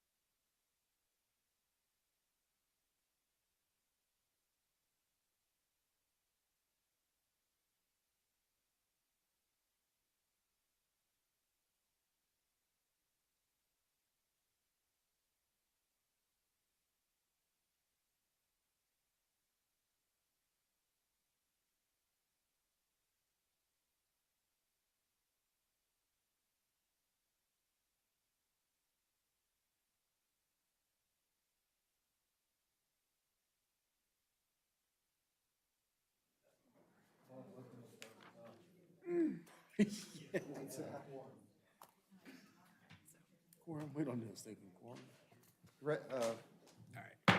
Okay, we're back in session at 8:45.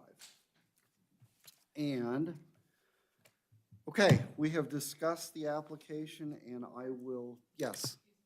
I think you need to be official, you need to make a motion to come You gotta back come back into in. session. Oh, okay. I'll make a motion to come back into session on the application. I'll that was second under it. Consideration. Thank you, Bob. All in favor? Aye. Any opposed? Okay. Thank you, Susan. Okay, so, anyone have any comments? Point of privilege from the chair. Absolutely. Can I ask the applicant a question before we continue into our deliberations? Yes, absolutely. The floor is yours, sir. Counsel, as you can tell from my earlier questions, I'm having a hard time with this, given the track record of how we got here. But I have a question. Could you and your client consider offering this board some sort of compromise so we can, because part of this has to be the substantial, balance against the substantial justice. And at this point, like I said, I'm having a hard time granting forgiveness as it is as such. So, I would, ask if your client would be willing to consider some sort of compromise, offer something for me to get there or for this board to get there in terms of getting over that hurdle.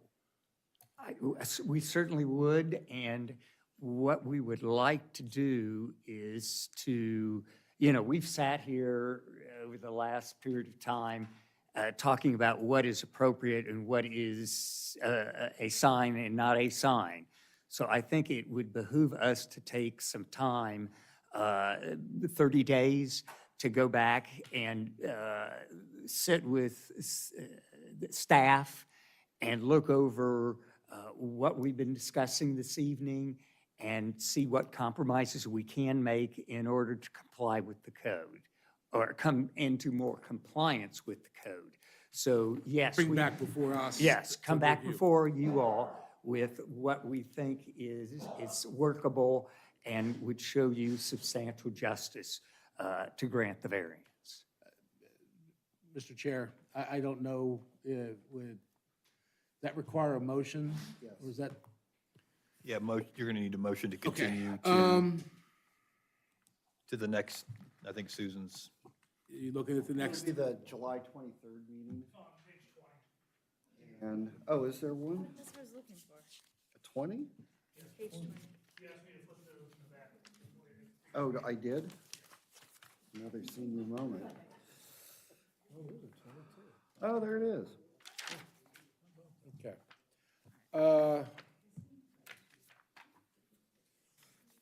Mr. Chair, I move that the applicant is given 30 days to the next meeting to propose some sort of compromise for us to consider in this variance application before us. So we're going to need time, date, place certain. You're right. That's what I was Let me gonna help do. you out with that. Yeah, thanks. Okay, You have the dates. continue it to the July 23rd meeting Okay. with the applicant's documents being received by staff no later than the close of business on July 9th. Is that okay with everyone? Does that fit with your ability to get it 2 done? weeks before the meeting. Does that give you adequate time with the holiday and everything? Mr. That may be a problem. Okay. I'll amend it to Then we more can- than 30 if that's We okay can, with staff. well, hold on. Let's hear from the applicant. We've got July 4th and everybody's, Right. it's 4-day And weekend. that's why I'm yeah. asking you, not telling you. So I got to go back to the sign company and talk to them about it as well. Okay. Do we want 2 months, just to make You sure? want Why 2 don't we do months? 2 months? Okay, then you want to do the August 27th meeting? And then, can you have all your materials in by July 30th? Yeah, that's much better. Is that agreeable with staff? Okay, you want to amend your motion then, Bob? Yeah, you want to give me the dates? Uh, I'll go back through and I'll do the dates. The August 27th meeting, and have all materials in by July 30th. Which is actually the August 27th. 27th. 27th. And then July 30th to have Yeah. everything submitted. That's- That gives you Mm, essentially a 30 days-ish. I guess my question to all you guys, what do you guys want to see from us? We'll get it Oh, done. we don't do that. We don't do that. We did that, this It's your township would look way application. different. We'll do it. I will, What do you want to get I will done? amend my motion to continue this hearing until August 27th, 2024, with the materials to be supplied to staff by July 30th, 2024, of any compromise that the applicant wants the board to entertain before we rule on this. I agree. Second. Second by Ms. Yu. Should I call the question? Mr. DeRose? Yes. Mr. Hanson? Yes. Mr. Phillips? Yes. Ms. Yu? Yes. Chair votes yes. Continued, see you on the 27th of August. Okay? We will be back. And as we will as well. Okay, and that hearing is concluded at 8:52. Okay, we will go now to. Thanks, guys. Hey, thanks, Peter. Okay.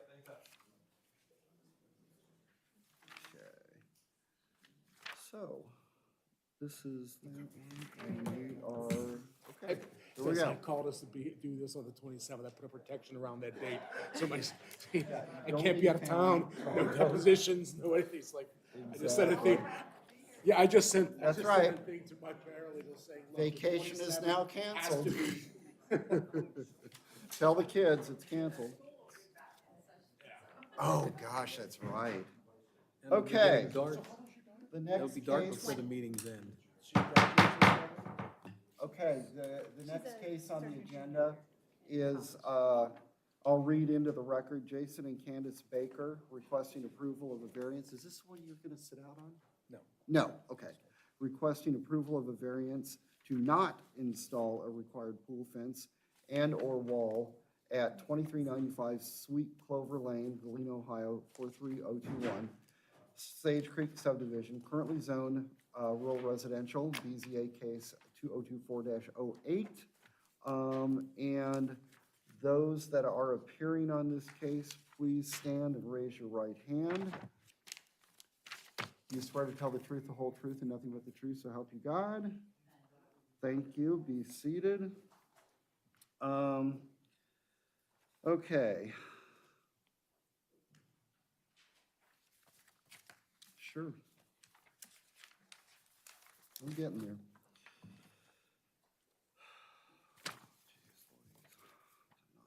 Here we go. Okay, everybody's been sworn in. And I have read the application into the record. The legal notice for this hearing was printed and published on June 15th, 2024 in the Delaware Gazette and posted at the Genoa Township Hall on June 11th, 2024, and attempted to mail notice of the hearing to property owners contiguous to and across the street from the subject property was made. We have accepted into evidence exhibits A through, I think it's F now with the pictures. Is that correct, Susan? With the pictures that we received? That's A through F?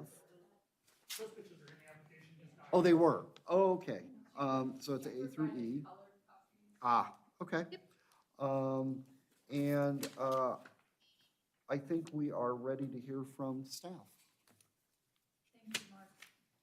So, as noted in the legal notice, the address for this subject property is 2395 Sweet Clover Lane, Galena 43021.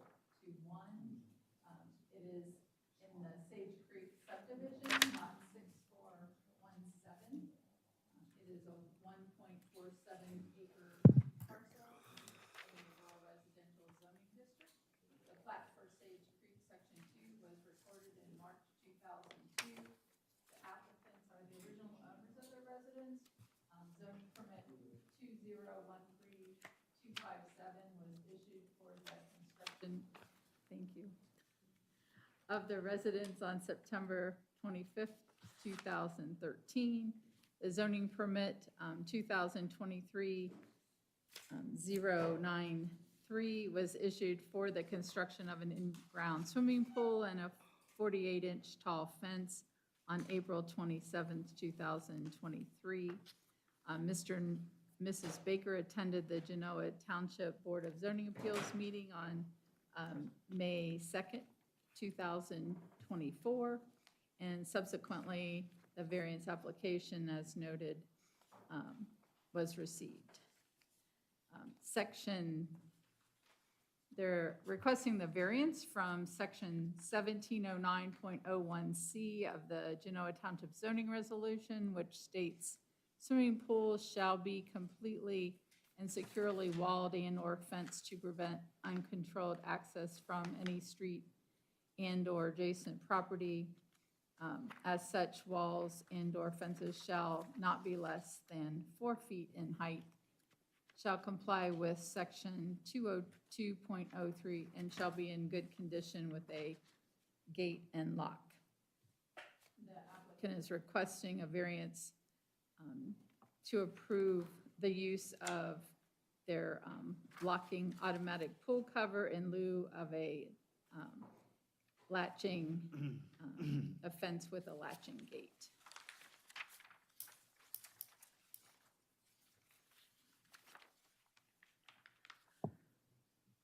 So the application states that the neighboring Berkshire Township allows auto covers as pool barriers, and staff contacted the Berkshire Township zoning inspector, who confirmed that they define swimming pools as accessory structures, and they, he said, we just require they follow setbacks for the property lines. Otherwise, everything else is regulated by the HOA. The Delaware County Department of Building Safety requires either a approved ASTM safety cover, or the pool area needs to have a pool fence. So the applicant states that they attended the Genoa Township meeting on April 2nd, May 2nd, to seek advice from the committee members, which would be the Genoa Township trustees. Mr. Baker spoke during the public comment portion of that trustee meeting. Mr. Antonetz suggested that seeking a variance by submission of an application to the Board of Zoning Appeals would be a quicker method than requesting a change to the Genoa Township zoning resolution. Trustee Goodman and Trustee Vaughn provided their reasoning for previously retaining the pool fence requirement in the zoning resolution, which about 2 years ago, that was a proposal to amend their code to require one or the other be in line with the Delaware Department of Building Safety, but the trustees at the time voted to retain the pool fence requirement. A copy of the applicant's application was provided to police, fire, and maintenance. The fire marshal had no concerns, and the other departments did not respond. I did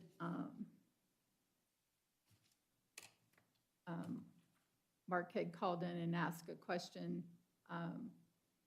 if the fire department had no concerns, and there's that comment because there is nothing in the fire code, so they only enforce fire code. So fire code doesn't address this issue, so consequently, they would have no comments. And I also want to add to that, yes, that was me, Mark, that called in. Yeah, there's like 18 of them. Everybody's named Mark. Yeah, really, just say Mark, we'll all answer. And I also happen to have, on another issue, another matter, I also attended that meeting, and I was aware of the applicant's request at that time and the comments that the trustees made, just so everybody is aware. So, I don't have anything for staff. Does anybody have any questions, anything? Okay. I'm curious, how did they know they needed a variance? Did someone come, They, because it looks like the pool's already in. correct, and the code requires them to have a fence. Their application was approved with the fence. So Okay. they're asking to not put in the fence. Got it. So the original As- application had a fence with it, correct? Correct, because that's a requirement. Right, okay. I have a question. Go ahead, Bob. Susan, so when we write to, we, in the sense you, Staff. staff writes to the various agencies, is the Department of Building and Safety one that we contact? Is that one of the ones you contact? And they didn't have any response or anything on? they No, I didn't- just asked the question of Oh, what okay. they require. Okay, It all right. wasn't asking them an opinion on the. Okay, No, I don't ask that question. okay. It was just what they require per code. There's just a difference between what they require and what our, They require either Resolution. or. and we require a fence, okay. Correct. So they don't have to have an automatic pool cover, but they can, but they have to have a fence per And the this- zoning resolution. And is this one of those resolutions that may be revisited, or might it take from that comment that they're not gonna revisit? We just don't know. I mean, they did do that in the code amendments, I think it's about 2 years, ago. And the trustees at that time, which I don't think Mark was on another Mark. Mr. Antonetts was on the We have board too many. at the time, but trustee Goodman and trustee Vaughn were on at that time. Okay, anything else, anybody? Let's hear from the applicant.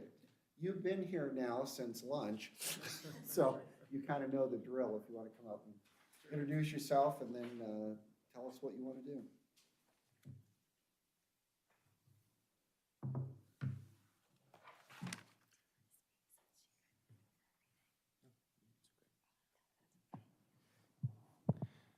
Hi, Jason Baker, 2395 Sweet Clover Lane.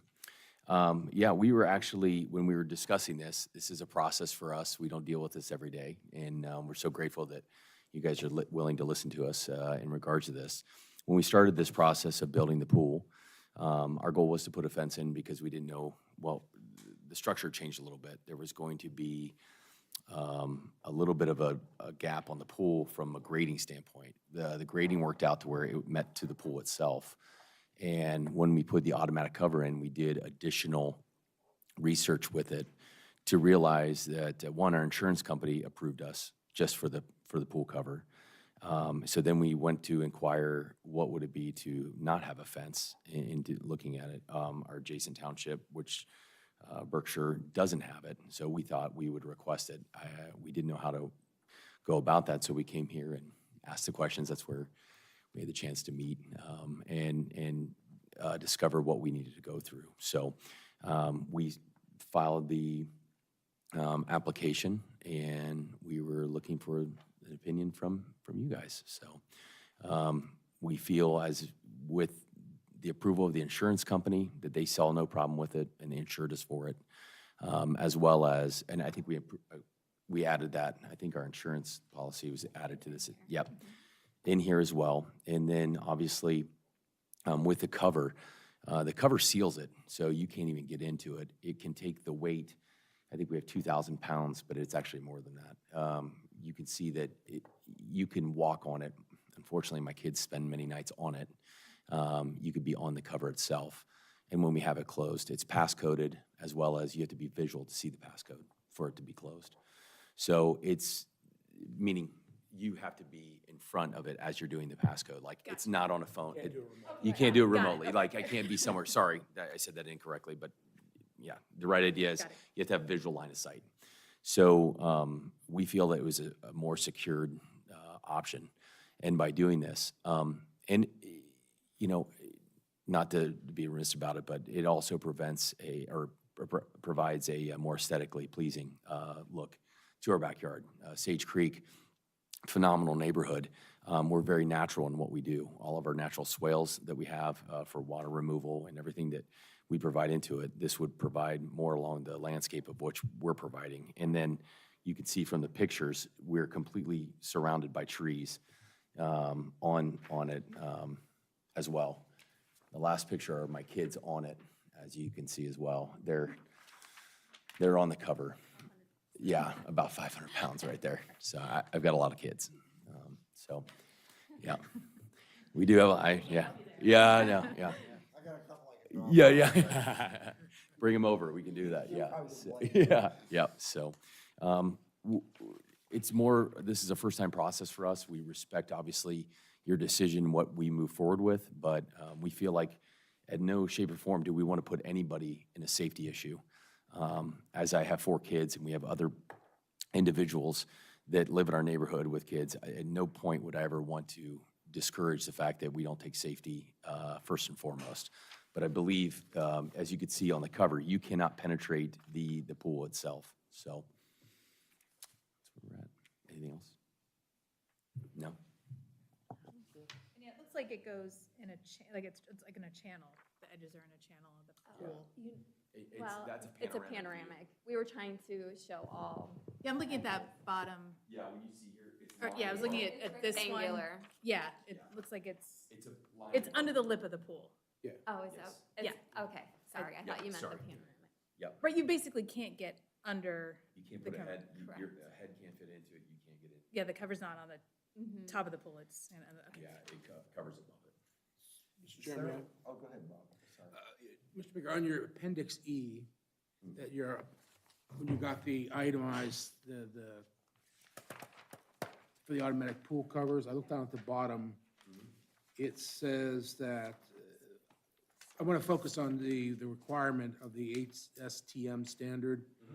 Do you know if that meets the Delaware County requirements for the ATSM standard? Had to be ATSM standard. Okay, I'm just saying, I mean, that's not something that comes within our purview.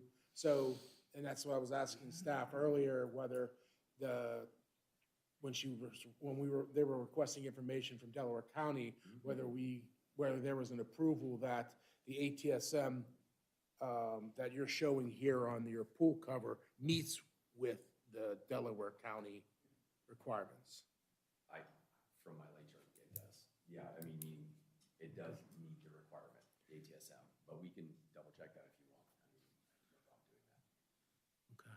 It is, well, This is down a path that's the first for me. I don't know Yeah. what it is, but I know that the county requires something, and I just want to know whether what you have meets what the county requires. yeah, the World News and Report rated it 2024, our specific cover, the safest cover in the country. So that was rated by them and include the ATSM.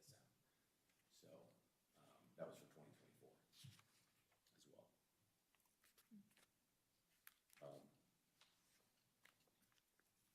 I mean, for me, Mr. Chair, that's the reason I was asking, is that the variance is going to ask us to take a look at our resolution, and the only thing that gives me any cover to start to consider that is to make sure that the pool meets at least the county. And I would feel more comfortable knowing that the application actually meets the county before I look at anything that would get us out of, not following the resolution. Yeah. That's just my opinion, Mr. Chair. No, that's good. Is there a backup system in the event of a power failure? I have a backup generator that was installed in May. May. End of May. Yep, there's a backup system for it. Jason and I know each other just sort of casually, just for the board's edification, just That's it. that disclosure. Jason, I'm sort of old-fashioned, okay? And I guess my concern is for not only your own kids, who could access it probably from the house, but neighborhood kids. And with a fence, it seems to me that there's less likelihood that they can get to the pool. Now, that leads to my next question. How can we be comfortable knowing that that cover will be closed all the time when somebody's not there? I mean, during the day, you're playing with the kids, you want to run to church or the, whatever, and you don't close the pool off. What protection do neighborhood kids have? It's called an attractive nuisance. They're going to come over and That's what it was when I was in law school. play in the pool. Yeah. So what can you share with the board that would give us a comfort level? Yeah, no, you're absolutely right. Could I give you a 100% chance? No, I can't. I mean, I would be remiss to say that. That'd be no different than me leaving a gate open. It was propped open because we let somebody in there as well. And anybody that says from a gate standpoint that they're 100% sure that would be incorrect as well. So I think your percentage of chances would be equal with a fence as it would be with a pool cover. Understanding that we still have to close it, just like I have to close my garage, just like I have to close everything else. I wouldn't want to sit here and say it's going to be 100% of the time. I couldn't. But I can't say that about my gate either with my fence. So I don't know. There's not 100% certainty on anything in that side of it. So I guess that would be my only proposed response to that. So. Just out of curiosity, did you see this phantom? I just saw email it that we about got? Oh, okay. 10 minutes ago. Yeah, Yeah.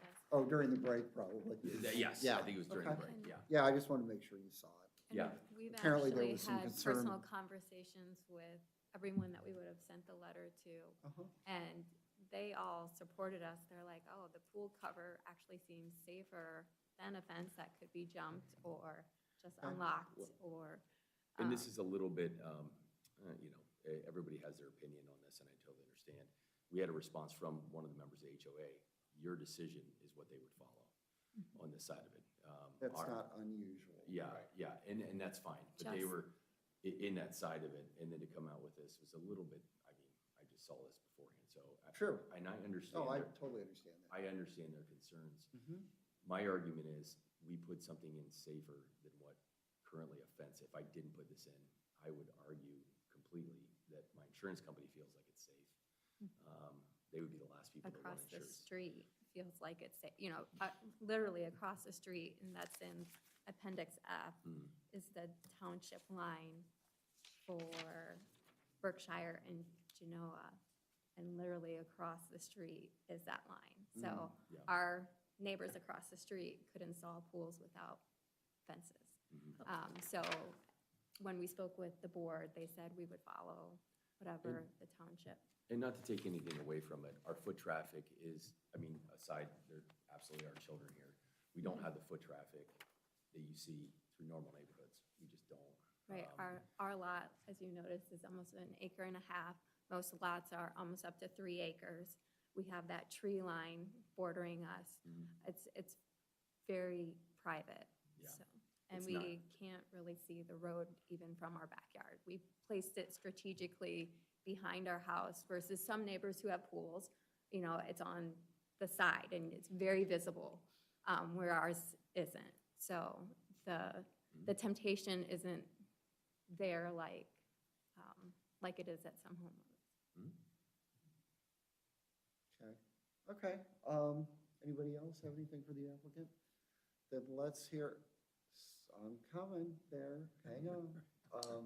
Let's hear from members of the public. Sir? Come to the podium, name and address, and you address the board. You don't ask them questions. Dave Jasnik, 5957 Highland Hills Drive. I'm sorry, what was your name again? Dave, Dave? Last name? Jasinek. Okay, and Thank you. address your comment to the board, please. Okay, overall, I think that's probably the new thing coming and everything, but in doing some research, which I don't have a problem with the aspect of this being a replacement for a fence, but in everything research I did, it says that basically these covers are an additional level of safety in addition to a fence. I found that on 3 websites. One of the. Do you live in Sage Creek also? No, I'm in Highland Lakes. Oh, okay. Yeah. One of the things though too, because I'm an engineer by trade, retired, is winter. You need to have a winter cover. Because when you talk about, let's say you go to like roof snow loading, there's requirements. And based on 800 square feet, 2,000 pounds, 1 inch of settled snow is 1,040 pounds. 2 inches is 2,080 pounds. You just exceeded your 2,000-pound rating. 3 inches of settled snow, we get this a lot, is 3,200 pounds. 1 inch of wet snow is 1,400 pounds. 2 inches of wet snow is 2,800 pounds. As you go on and up, and we do get 1, 2, 3, 4, 5 inches. So it could collapse. So they recommend like a winter cover in addition to this cover. I would be slightly hesitant only because my career and who I've dealt with over the years as far as with insurance requirements. Because if you look at everything that's happened across the country with tornadoes and everything, when you rebuild, you have to rebuild to the current standard. Otherwise, insurance companies won't insure you later on. So if the current standard, and the variance might take care of this, is for a fence, if something happens in the meantime or something like that, or even thereafter, if it's in writing and it's a standard, it might create a problem for the homeowner. But I think this is stuff that's coming. It probably should need to be addressed. However, I don't think we're quite there yet, but it's something to consider. That's fine. Okay, thank you. Anyone else?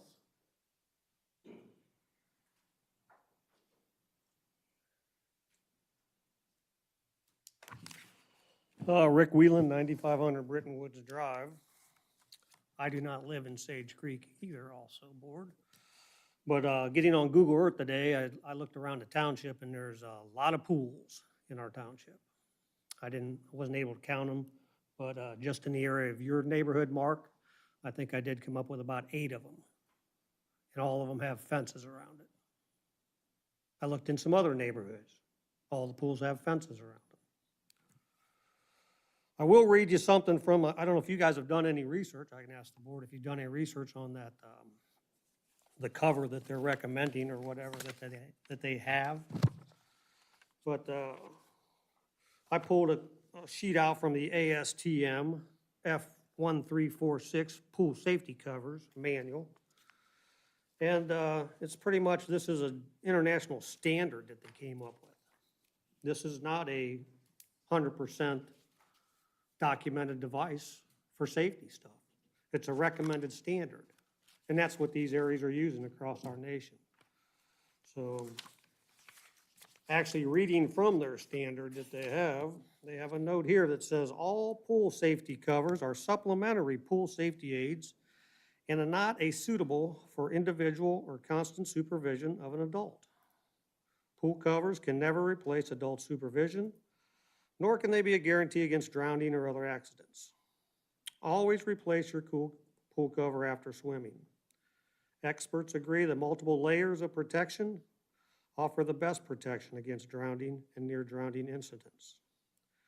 Experts agree that multiple layers of protection offer the best protection. The most at risk are children under 5 years of age, so always be extra vigilant with children in this age group. So with the experts agreeing to multiple layers of protection, that's what we have here in our township right now. That's what our zoning resolution says. We require a fence, 4-foot-high fence, that you can't pass a 4-inch object through it. If you guys know your stuff, you know all this information. If you don't, you should know it. This is a requirement in our township. Everybody in our township needs to go by it. If you live in our township, you go by it. If you live in Berkshire Township, go by what they have in Berkshire Township. If you live here, go by our stuff. We don't need to change our stuff for one family who has a lot just like everybody else does in here. They don't live on the side of a mountain like they would in Arizona, where there's a big stone cliff on one side that would be a hardship that they can't put a fence around their pool. They have plenty of room at their property to put a fence around their pool. Everybody else in our township does. And I can't even understand why our trustee would even offer them an objective thing to come to a zoning commission and go against our zoning resolution. To offer a variance for a standard that we have for safety protection. Also, Delaware County. Okay, thank you. No, 1 second, I need to. No, I'm sorry, thank sir. you. Thank you, Mr. They've been using a Whelan. pool that's not inspected by Delaware County. That's fine, thank you. Their generator hasn't been inspected by Delaware County. Thank you. That's what we're dealing with here. Thank you. And you need to offer more time. Okay, anyone else? Hi, My name is Michelle Deviney. I am a neighbor and a resident of Sage Creek. In the little anonymous letter you received there, I am one of the houses listed with children. I have 4 children, ages 16 to 6. My kids are at the Bakers almost every day, especially of the summer. And when discussions of the pool first went in, Jason and Candy came to myself and my husband numerous times about the safety concerns for the kids in the neighborhood. And I can guarantee you with every ounce of me that there are not 2 people that are more diligent and careful with the safety of their children than Candy and Jason. Not only that, but with their community. Jason is a lifetime resident of this area of town. He is very involved, as is Candy. And there is no one that is more careful and wants to do the best for their community than these 2 people. I am in a position where my house is probably the only house in the neighborhood that has the best view of Candy and Jason's house, just the angles of our houses. You cannot tell there's a pool back there.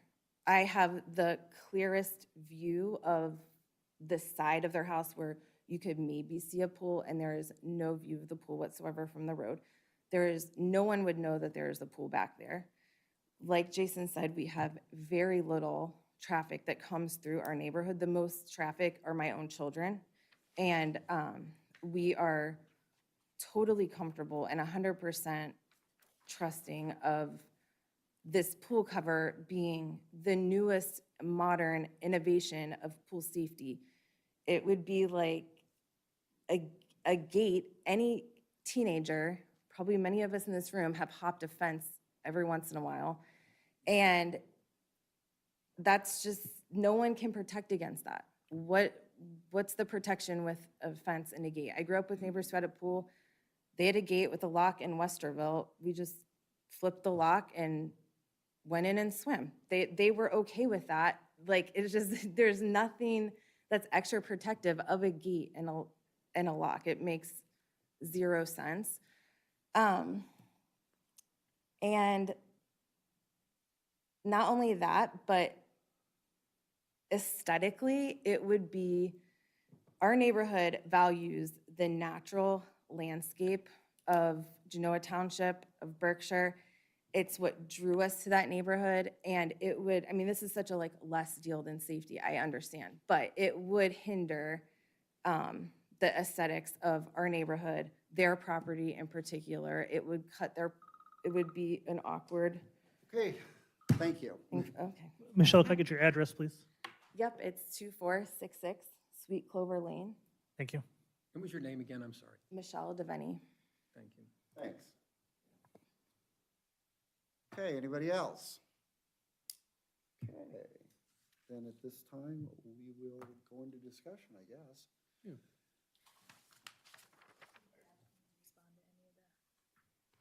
Did you guys want to Respond to any of the comments. Uh, You don't have to. we just- Yeah, you don't have Yeah. to, but if you want to, you can. Well, I feel like Michelle's statement about our Sure. concern for safety and our neighbors, we feel much safer with the auto cover than a fence. We just left for 10 days on a trip, and I looked at him and I was like, there's no way I would feel comfortable leaving a fence to enclose that pool. The auto cover was 100% the right call.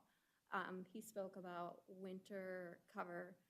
This is a winter cover. I hear what he's saying about the snow, but we can walk on it. We can like shovel it if we need to, if we're concerned about it. And first and foremost, we want to keep we have 4 kids. We want to keep them safe, and we feel like this is the right solution. We love having the access to the rest of our lawn instead of enclosing it with a fence. It just visually is more inviting. It's why we moved there. And we're private. We are a private community, very quiet. Yeah, I'm Thank you. familiar with it. Okay, thank you. Might I've have- been back in there. So you might have said, what are the age ranges of your children? Of our children? Yeah. We have, 15, okay. I was going to go the other way. Mr. Chair? Yeah, you're right. This is for either one of you. When you were doing the getting the permits or whatever you needed for the pool, I understand, but is anything in your paperwork give you certification from I'm still back on the issue of, because on the Delaware County certification, because, the variance is asking us whether we have a fence, whether there's to be a fence or no fence. I feel more comfortable knowing or a certification from the county that the building, that the, whatever standards they have. Not really. But to give you that certification, I don't have that right in front of me. I know we have paperwork on it. I would want to get, Okay. get that for you. Absolutely can get that for you. I mean, because if you see the position that we're in, it's a fence or no fence, That's there's. right.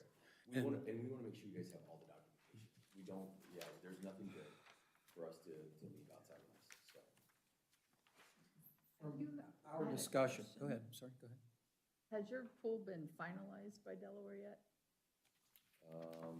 It was finalized. No, it wasn't. I have the records right here today. That's a lie. Excuse me.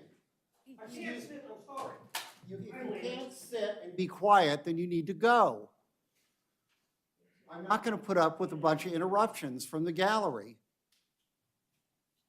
We can check with. Okay. I apologize to everybody. I paid to have it done. I'm not a permit person. Okay. So I'll check with our pool person. Would that so. have been in our paperwork or? I guess to address that question, I would say they would have to have one or the other. So I would assume that Delaware would make sure that their pool cover met their standards if they weren't going to have a fence. But maybe That's what I'm kind of figuring has happened. I was just wanting to know if that is in the record or anything that I'm saying, the absence of evidence isn't evidence. So that's why I wanted to know whether if it's in somewhere in the application. I've never had an application for a pool, Right. so I don't know where it would be found. If you could point it to me. We can pull the applications that we have and get those So- to you, and then we can also call our pool, the gentleman that put our pool in. So. Right, and maybe I'm misunderstanding, so I apologize. So the diagram and everything was signed off with a fence, but you're saying the final approval, like they finished everything, they completed it, and then they would have come back to check it? Is that what you're asking? That's what you're, two different processes. Like our zoning permit is separate from Delaware County's inspections and all. So they would do a final, like our final, we just verify that you put in your fence. But, they come out and do inspections as construction on, right. so, and then they Bring the finalize packet that, of- so. Yeah, because as I see it, the variance is asking for us to not do the fence in lieu, like, as you say, in lieu of the cover. And for me, I would want to know as a basic thing that the cover that it meets the standard by Delaware Right. County to consider that. Absolutely. So just so I'm clear, the cover that's on it is the one that was in the initial plans. Correct, Okay. yes. Yep. Yep, and that was all. I have to I wish I would have simplify brought the a lot of package. this stuff. Yeah. Yeah. And you're talking, I mean. I'm we just wanna like make you sure- guys. I don't do this all day either. Yeah, So- no, and that's, and but we can get you that information to make sure it's completed, so. Okay. I guess from my perspective, with purpose of our discussion, I agree with Dave's comment that this is probably the wave of the future. And as I mentioned to you earlier, I'm a little slow to accept those things, but I'm also willing to defer to the people that should know those things. Berkshire, for example, has approved it. I'm sure they looked into it. The Delaware County, the Delaware Department of Building Safety, they allow either a fence or this cover. So once again, I've got to defer to them and trust that they've all looked into these things. So from my perspective, it does seem like the right way to go for some people. And I understand the comments about jumping the 4-foot fence. You wouldn't think this body could get over an 8-foot fence, but I've been in pools that I shouldn't have been in when I was younger, not recently. I grew up in California, the fences were higher. I don't want to kid you. I've seen them on a treadmill, so. And I also agree with some of Rick's comments, not many, but a few of them. But he did make a comment about multiple layers of protection. I don't believe we have multiple layers of protection in Delaware or in Genoa Township as it relates to a pool. It's either a fence right now, or we're talking about We a variance. only require a fence. Right, Somebody so- could have both. But we don't require it. we He don't represented require to it. everyone that Correct. Genoa Township requires multiple layers of protection. I'm not aware of that. If they are, please inform me. The only question I did have, though, and I'm not sure that this is apples to apples, but you said your insurance company approved this cover. And I'm curious, I don't want to know numbers, but is the rate the same as it would have been for the fence? I'm sure you had it approved for the fence. Are they saying, sure, we'll approve it, but we're going to charge you more? As long as they're comparable rates, then I'm fine with that. Yeah. Again, I Comparison, but defer to do the have insurance statement company. on here Yeah, to we show that included we our were statement. improved. Statement on here. Right, we just wanted to, we pretty much finished that we could swim, like the November timeframe, which is when this policy is from. And so as soon as possible, fence or no fence, we just wanted to have insurance, right? And when they approved it without That's what kind of started. having the fence, that's what started the conversation. Oh, if our insurance approved us, they must think it's safe. So it does, could we? Yeah, they approved it. We didn't go back and forth on it. Did they approve it with the cover or They approved it without a With fence? the cover. Without a fence. They approved it with the cover. With the cover. Without a fence. Okay, okay, Yep. so the cover was taken, so again, I'm going to defer to them. I'm assuming that they know what they're doing, and it must meet their standards if they're willing to accept it. Multiple things took place. The change in the gradient, so they were able to level the pool, so it matches our yard. So the grade was, there wasn't a wall. They thought at one point they were going to have a retaining wall. We would have required a fence. That changed. And then when they approved us just with the auto cover without a fence, that's when we wanted to start the process of maybe we could not have a fence with this. And it would, and Berkshire, not to take anything away, I mean, we love Genoa. It's not, we're trying to compare one to the other, but right across the street from us, they don't have to have a fence either, and in the same neighborhood. So when we discuss this, it's like technically, we would have neighbors, if they have a pool, they wouldn't have to require to have a fence at all. So, yeah, that's kind of what led us down this path. And that we're novice with our zoning commission, or zoning committee. We respect a lot what you do. We just, And we didn't know much about understand it. too, different Well, neighborhoods. Many people that come here are just like you, so you're not atypical at all. Yeah, So, but we're learning a lot. And honestly, I mean, this is kind of exciting. We learned a lot tonight, so you guys did a great job, and it was a lot of fun. So, We hope to never see you again. No, I honestly have learned a ton through this whole process, so. And I think in our case, a variance is appropriate, to state it for all neighborhoods with smaller lots. We've been to neighbors where they're slapping hands with their neighbors, and I almost would want the fence in that case. Correct. And probably the auto cover. But knowing that we have the tree line that borders, we have the adequate space, we can't really see our neighbors. Not It's even hidden. tree line, it's It- a thorn-based brush, like to go through. You don't it. wanna go- right. Yeah, nobody wants to go through that. So, yeah, and again, to the committee, we take safety at the highest. I know people have their opinions, and that's wonderful. But at no chance are we trying to take safety out of this process, so. Thank you for okay, your time. anybody else? Paul? No? Okay. Okay. Looking for a motion from somebody, anybody?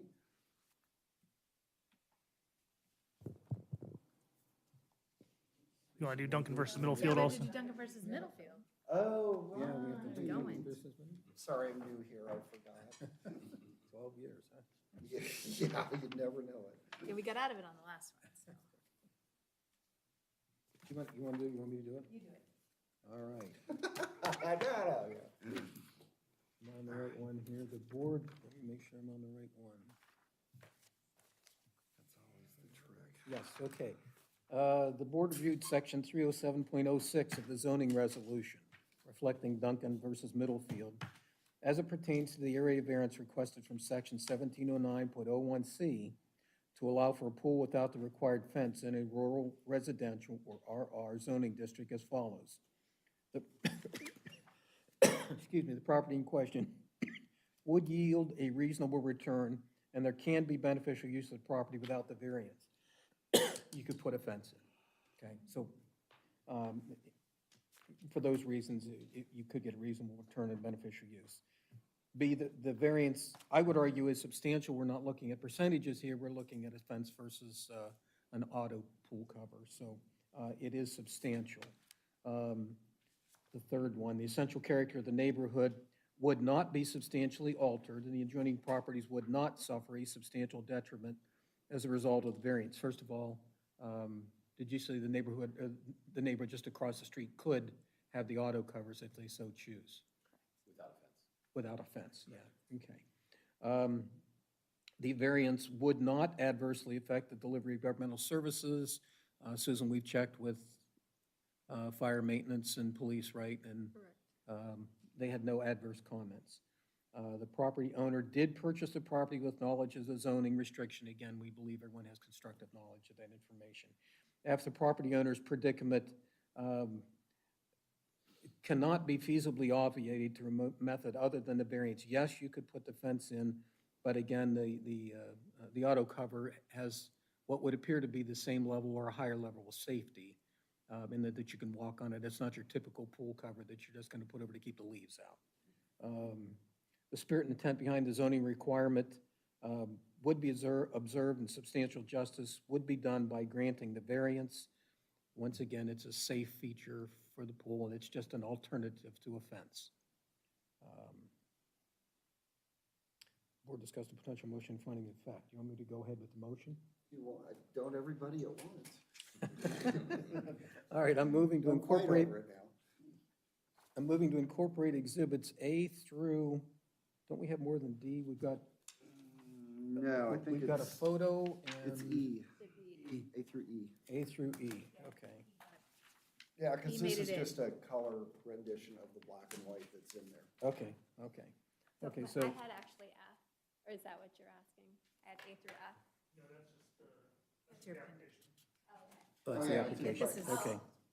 Okay, so A through F, as well as the board's findings pertaining to the review of section 307.06 of the Genoa Township zoning resolution into evidence and to approve the requested variance from section 1709.01C of the Genoa Township zoning resolution for BZA case number 2024-08.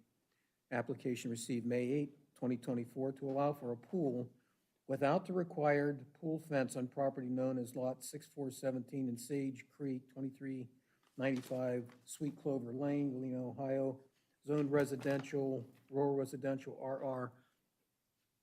Should this not say, and for a substitute auto cover in lieu of the fence?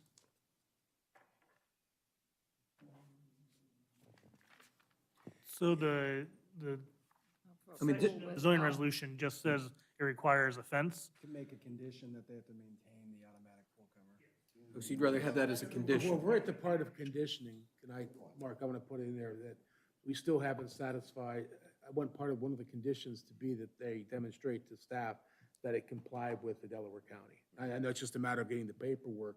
I don't know if we put a time frame on it, but that's got to be part of the condition. Okay, that's a very good point. So as far as the motion goes, it's just without the required pool fence on property at 6417 Sage Creek, 2395 Sweet Clover Lane, Galena, Ohio, zoned rural residential RR. This motion is based upon the following findings of fact pursuant to section 307.04 of the Genoa Township zoning resolution. One, that such variance or modification will not be contrary to the public interest because these pool covers have been installed elsewhere. They, from an insurance standpoint, meet a standard at least equal to that of having a fence installed. Number two, that owing to special conditions, a literal enforcement of this zoning resolution result in an unnecessary hardship because you'll be required to put the fence in, and one of your major objectives here is to avoid a fence thus being a hardship. Number three, that the approval of such variance or modification thereof is consistent with the spirit of the zoning resolution, and substantial justice shall be done thereby. Again, you have an aesthetically pleasing alternative to a fence with at least equal safety standards. Approval of the subject variance is subject to the owner's agreement to the following conditions. Number one, well, let's start here. Number one, that you maintain the auto pool cover throughout the year and throughout the entire time that you own and occupy the home. Within the standards that are required. Not just maintain it, but to maintain it to the standards that are required. Okay, maintain it to the standards that are required. And two, that you satisfy the Genoa Township staff that it is what is it? Delaware County compliant. Delaware County compliant. Okay. Now, should they provide something in writing to the township? Yes. Okay, so you'll provide some type of a written report or whatever? Okay, yeah, provide the report by 30 days, 45, 60 days? How? What? 30 days. Hey, you're making your motion. Okay, all right, then we'll say 30 days. on or before, As long as Delaware can respond. Yeah, just give them Yeah. 30 days. okay, within 30 days, the approval of your application. And other conditions are that all required permits, zoning or otherwise, be obtained. Two, pursuant to section 307.11 of the Genoa Township zoning resolution, the approved variance shall lapse, expire, or be null and void ab initio if required zoning permits are not obtained within 1 year of this motion of approval. Number three, extensions to this variance may be requested pursuant to sections 307.11A and B of the Genoa Township zoning resolution as may be amended. Four, the Board of Zoning Appeals does grant the Genoa Township zoning inspector authority to extend this variance at their discretion, subject to the deadlines established within section 307.11A of the Genoa Township zoning resolution as may be amended. Second. Okay, second by Mr. DeRose. Any further discussion? Call the question? I guess we'll call a vote. Mr. DeRose? Yes. Mr. Phillips? Yes. Mr. Hanson? No. Ms. Yu? Yes. Chair votes no. But the motion carries. No offense. And at this time, the hearing is concluded at 9:43. Okay. Thank you. Thank you. Sure. What time can I drop the kids off to? Oh, I'm gonna. You go first. Yeah, let's take it. Yeah, you go first. No, that's not. We got a Halloween party coming up. Yeah. Thanks, guys.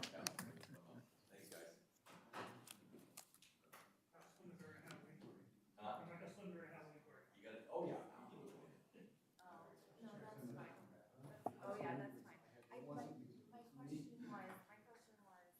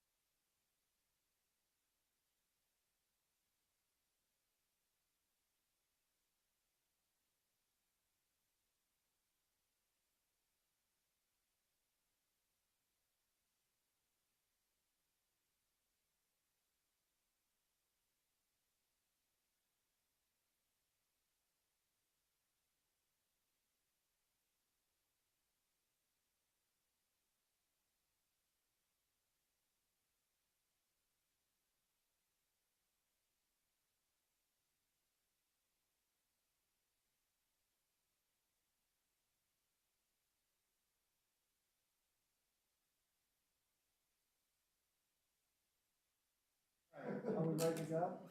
Yes. Okay. Oh, sorry, Paul. Okay, call the meeting back to order at 9:50, and we'll have our final application tonight. And let me read the legal notice into the record, and then we'll have get everyone sworn in. Timothy and Suzanne Lehman requesting approval of a conditional use to allow the construction of an accessory dwelling at 6259 Worthington Road, Westerville, Ohio, 43082, parcel number 317-322-03-004-003. Currently zoned suburban residential, SR, and this is BZA case 2024-09.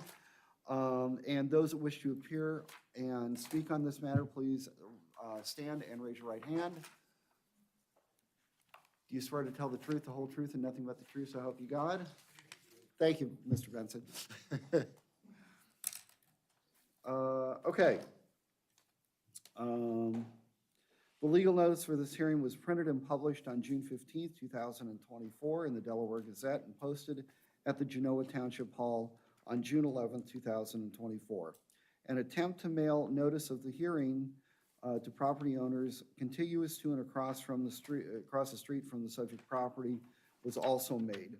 The following were marked Exhibits A through D: the legal notice, the sign-in sheet, the application, and the staff report dated June 21st, 2024.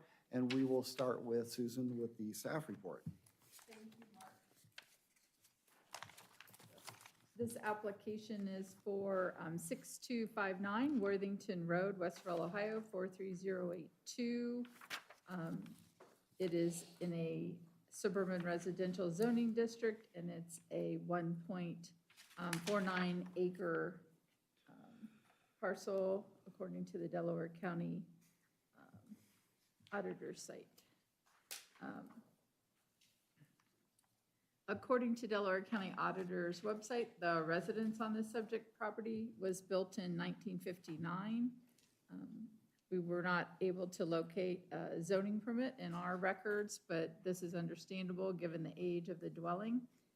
Zoning permit W3642 was issued for construction of an accessory building, the detached garage, in November of 1986.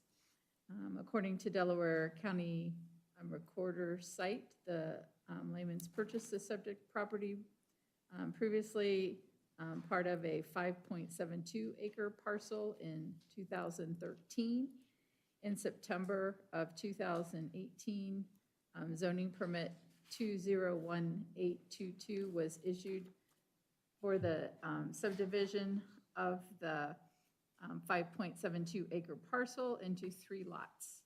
One lot was 3.198 acres. The second lot, which is the subject parcel, is 1.49 acres, and the third lot is 1.15 acres. On May 28th, the conditional use application was submitted for approval of an accessory dwelling. An accessory dwelling is permitted as a conditional use in the suburban residential zoning district under section 804.03 in accordance with section 1713. An accessory dwelling is defined in Article 4 of the Genoa Township zoning resolution as an accessory use consisting of a single-family dwelling that comprises some or all portions of an accessory building. So the applicant in their application went through and they addressed all of the items listed in section 1713.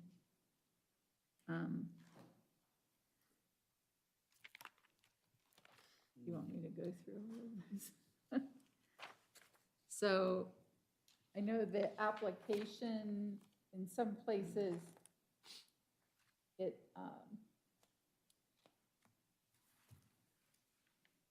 they're asking for a 40-foot by 60-foot building, and then the accessory dwelling portion is supposed to comprise 1,432 feet of that accessory building. Is that on the ground floor or upstairs? Because it looks like it says upstairs in the response to one of And the the applicant questions. can address that, but I do believe, yes, that's Okay. what it appears to in the application. Gotcha.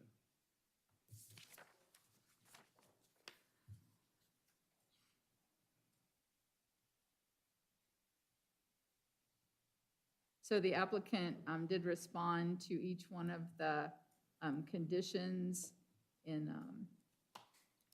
it appears that they're compliant with each item. We did send the copy of the conditional use application to the Genoa Township Police Fire and Maintenance Department. The fire marshal did not have any comments or concerns. We did not receive responses from the other two departments. And to date, I'm not aware of any one calling in and asking any inquiries for this application. Okay. Any questions for staff? Anyone? No? Let's hear from the applicant.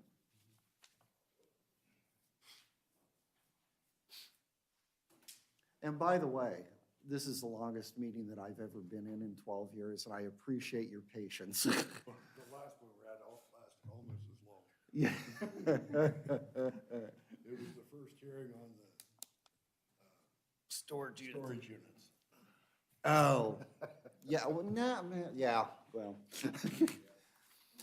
Okay, and introduce yourselves, please. I'm Tim Lehman. I live at 6225 Worthington Road, and I also own 6259 Worthington Road. Oh, okay.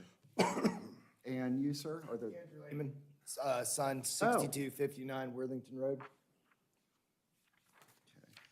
All right, so tell us about your application. So the plan is to actually tear down the existing accessory building that's there in the back. We have a picture of it there. Yep. So, like I said, the property has been well taken care of and updated since 2014. That's the last remaining structure that was on the lot that's starting to get a little bit run down. So the plan is to replace it. It's also going to blend in with the rest of the property as far as the new builds and stuff go as well. It'll definitely have a little bit more appeal, I think, than some of the accessory barns that are surrounding the outside perimeter of the property too.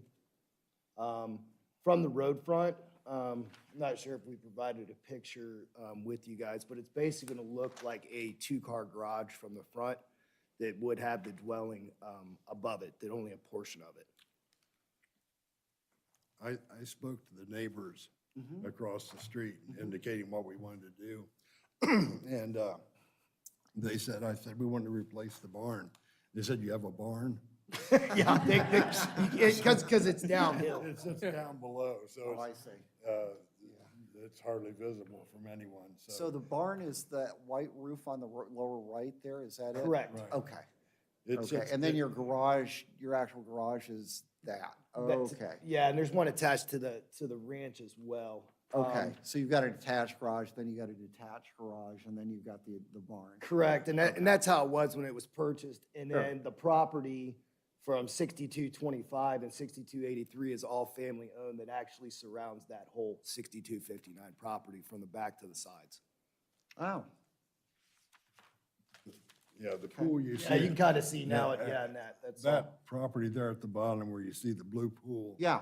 That's my other son, Oh, lives there. boy, they just don't want to leave home, huh?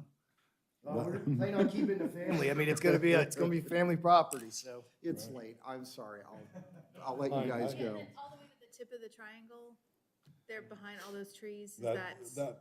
That's my. That's part of the 6225 Got to it. the house on the far right. Okay, top. thank you. It was one of those things, trying to figure out how to split this property up, and all kinds of issues came up with. The biggest issue was sewer. Sure. And so we got that remedied, and then at that, we just, let's kind of square it up and make the lots, and we'll leave what's over for my wife and I. Okay, But that barn has seen better days. I brought the pictures up with the rusted roof. you guys are gonna constructed a new accessory building, and you're gonna have storage in the bottom and a living space. It's in gonna, yeah, the front? whole bottom floor is gonna be, it will be garage or open areas. So, it's gonna be elongated too, going front to back. So it's Okay. not gonna be, it's not 60 wide, it's gonna be 60 Right, oh, deep. yeah, Yeah. okay. And also allow him to put his boat into it. The door now in the front of the barn is too low. The ceiling in the barn is too low, so we can put a larger door on one side. That would allow us on the other side then to put bathrooms and stuff upstairs for family when they come to visit or Oh, something. so it's not for commercial purposes? it's No, just no, for no, not at all. family? It's No, I just- mean, we've got equipment that we use around the property, so tractors and zero turns and things of that sort, and trailers and the boat, that would all be in that building. I see, Mhm. okay. So it's all for private use, and you're just Yep. basically replacing the one that's there with a better one? Yep. Right. Much more money. Yeah. Yes. Okay. I think we've improved the whole property over there over what it started with, so.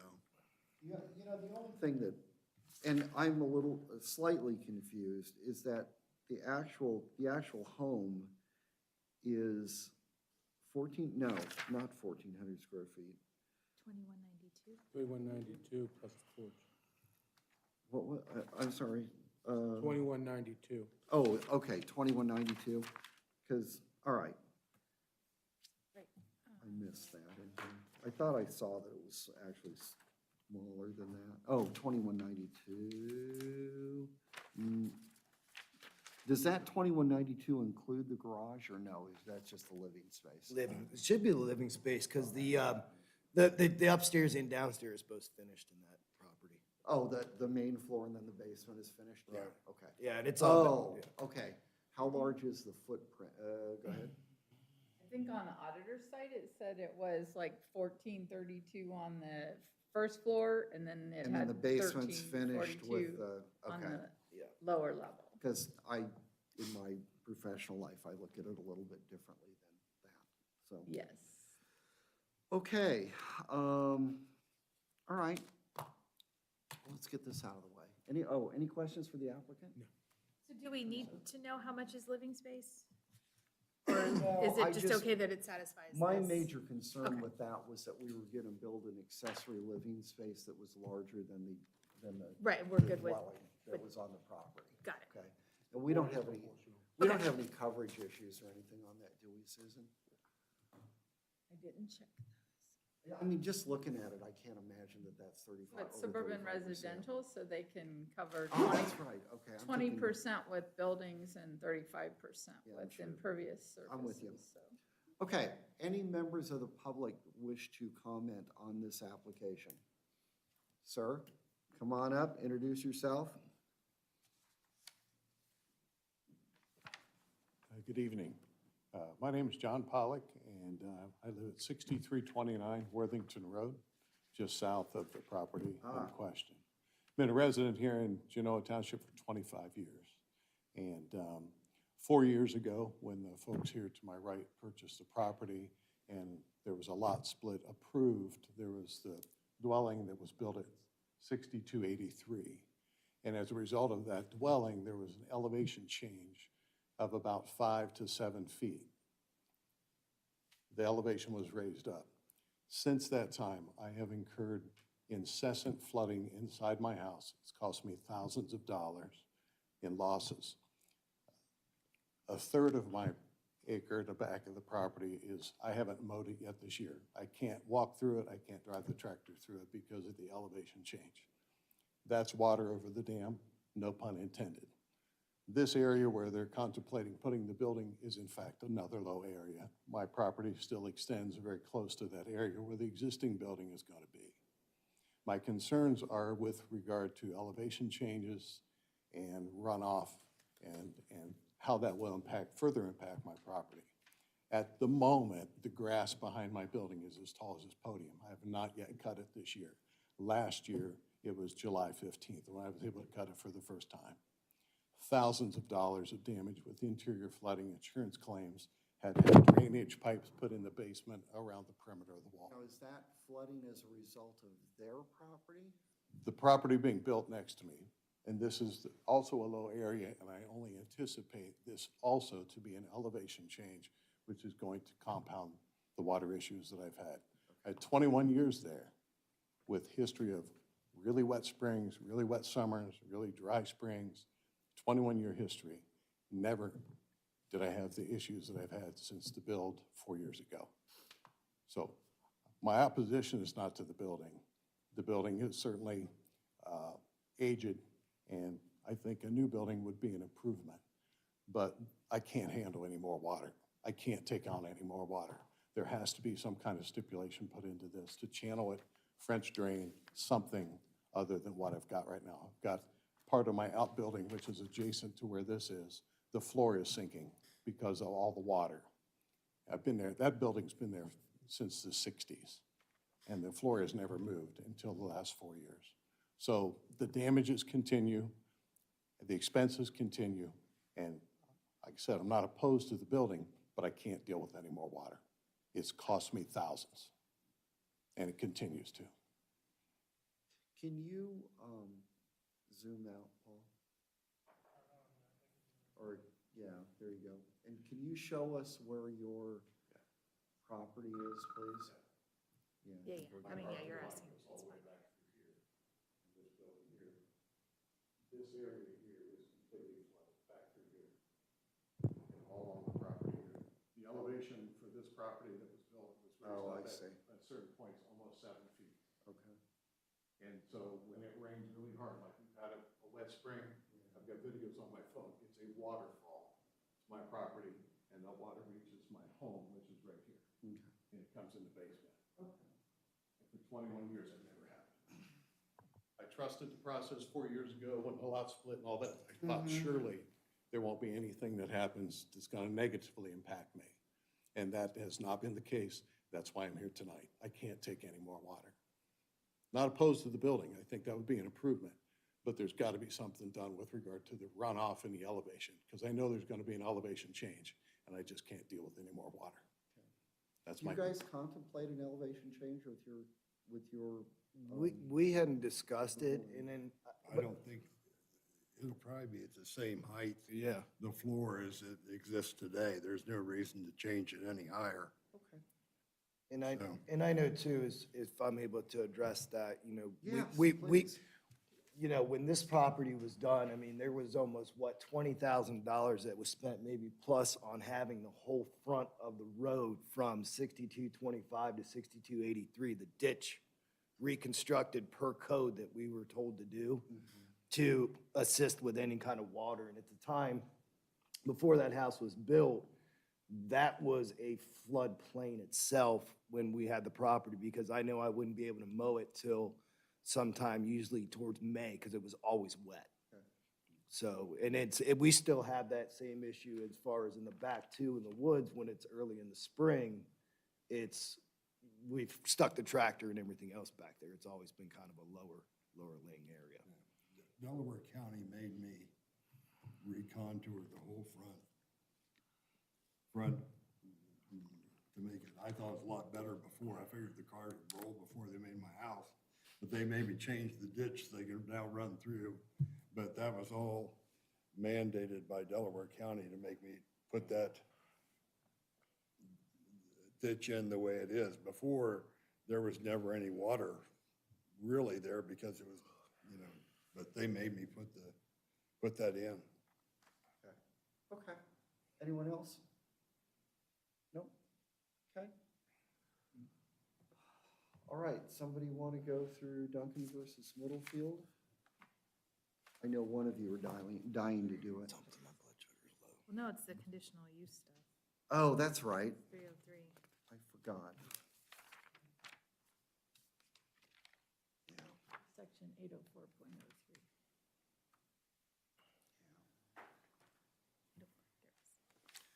Jump in at will. Okay. The only thing I will say in response to the public comment is you guys may want to get with him and see if you can resolve it. I don't know, it's not something that we do here. Sure. But just as a comment of one neighbor, of a 25-year neighbor to another I understand, 25-year neighbor. it was, Delaware County made me do it. I could save my money a bit of further ahead. Doesn't have a lot to do with your application, so we'll just Right. move right on. Noted. So, there you go. Thank you. Okay, you got it?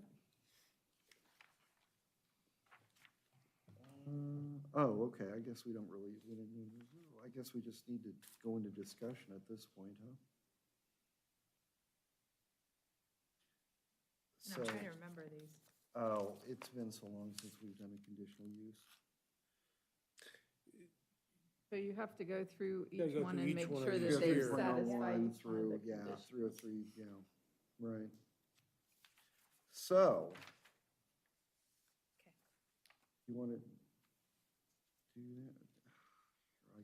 Here, I'll start it and then you can hop in when you're ready. The use is so designated, located, and proposed to be operated so that the public health, safety, welfare, and convenience will be protected. And I think that's generally yes. So- Because you're not really changing the use of the property per se or the building per se.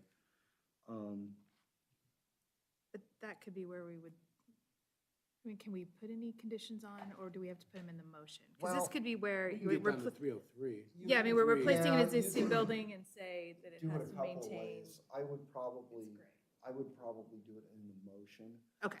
Because this is just the analysis piece, and I think that there's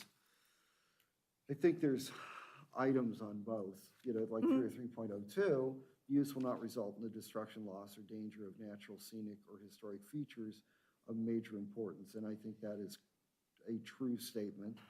The use will be designated, constructed, operated, and maintained so that it will not cause substantial injury to the value of the property in the area of the neighborhood where it is to be located. And that, I think that's the one That's the with one the that, drainage. The thing is that I don't know if we have substantial evidence that would support that water flow is from this property, the subject property, as opposed to one that is next door to it. the question I have on that, Mr. Chair, is that we don't know about the elevation, and elevation, Right. obviously, I think there was a change, and subject to the change, there's been an Right. effect of water. But my question is that we're not going to approve the plans with respect to elevation, meaning either they meet the conditional Right. use for the square footage, or they don't. Beyond the scope of this. That's what the point of where I was asking is Right. that what is, I'm not sure that this We is the don't place for. regulate that. Right, yeah, we don't, this isn't the point or the area to get relief from that. I would So- agree, because my understanding is that in general terms, that when you construct on a lot, that it cannot, that the water flow can't be changed, essentially, that certain amount on, certain amount off, Can I you make- build, and then a certain amount off. Yeah, Excuse one me, can I make one a- second, I'll put on that. Did you have a comment? Yeah, go ahead. I think the thing that is, if anything, we may lessen the water flow, because when we put this new building up, we will have gutters on it.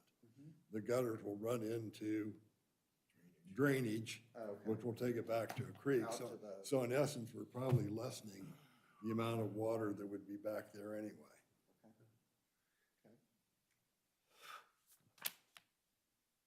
Yeah, no, that was, my thing is, I want to make sure the record was clear. I don't know that we're the place to get relief from it. My opinion is that we are not. Yeah. And I think staff would agree with me, we probably are not in that position to dictate drainage and. And that'd be more in terms of what the building permits and Yeah. that, correct? Yeah, So- I would agree. Delaware County Is that engineer. correct, Susan? Zoning doesn't look at the drainage, that's all through, like Paul said, it's all Delaware County Right. Engineer's Right. Office. Soil, water, yeah. I just want to make sure the record's clear that I don't think Sure. we can consider that here for this application, but that the remedy is elsewhere if the public has an issue. Okay, and the use shall be compatible with adjoining development and the proposed character of the zoning district where it's located, and I think it would. I think it would actually improve it. The use will be served adequately by essential public facilities and services such as highways, streets, police, fire, drainage structures, refuse disposal, water, sewers, excuse me, schools, are that the persons, agencies responsible for establishment of the proposed use will be able to provide any such services adequately. And I think we had no comment from the fire department, maintenance, or police. I don't see that, I think the answer to that issue is yes. The use will not create excessive additional requirements at public cost for public facilities and services and will not be detrimental to the economic welfare of the community. Public facilities and services include, but are not limited to, fire, police, protection, other emergency services, roadways, intersections, traffic lights, and safety and storm sewers. And I think that's generally a correct statement. Adequate landscaping and screening are provided as required. And it looks to me like you're adequately screened there. It's wooded behind and seems appropriate. Pardon? It's not requirement in Article 20. Okay, it says it is here. It's as required. Adequate, right, adequate, it's all it asks. Adequate off-street parking is provided, and I think it is. Got a long driveway, detached garage to go with the attached garage. The use conforms to all applicable regulations governing the district which it's located, and I think that's the pivotal point you were making, Bob, is that it's going to have to pass county and township requirements regardless of whether we grant the use permit or not. Right, that's where the runoff challenge should be addressed. The use is compatible with the standards, objectives, and policies of Genoa Township, and I think it is. The use will not involve uses, activities, processes, materials, equipment, and conditions of operation that will be detrimental to any person's property or general welfare by reason of excessive production of traffic noise, smoke, fumes, glare, odors, or vibrations. And this is going to be for personal use, so it's not for a commercial endeavor. You've testified that it will not do that, so You're going to I have think an that's adequately accessory addressed. dwelling, you probably don't Pardon? want to have smoke and fumes. Yeah, smoke, fumes, glare, odors, vibrations. Okay. Is this, okay, accessory dwelling shall only be permitted in zoning districts in which they've been expressly authorized within the resolution. Conditional use approval shall be required unless otherwise specified. Holy mackerel. Okay, so here's the finding of fact, is that accessory dwelling shall be established on the lots that are 1 acre or greater in size, which it is. The number of accessory dwellings containing an accessory dwelling shall be limited to 1. Now the garage is considered an accessory, is that correct, Susan? It's an accessory building. Right. It's not a dwelling. You can only have one Well, accessory right, dwelling. dwelling, okay, thank you. That's a dwelling. So they can have 2 accessory One dwelling, buildings. one accessory building. Well, they're having an accessory dwelling within their accessory building, so this lot code permits 2 accessory buildings. Gotcha. So they would be compliant. Only 1 accessory dwelling shall be permitted within an accessory building. An accessory dwelling may, and it is, may Proposing one. comprise up to 100% of an accessory building. It will not. The floor area of an accessory dwelling cannot exceed the floor area of the principal dwelling it is accessory to. And if we include the finished basement, it does not. But if you use just the footprint, it does. So do you know how much square footage you're proposing for the principal dwelling? Because this, I mean, the application says the principal dwelling has 1,432 square feet of finished floor area, so that's the first floor. No, I think it refers to the existing dwelling, doesn't it? The principal dwelling, yes. Right.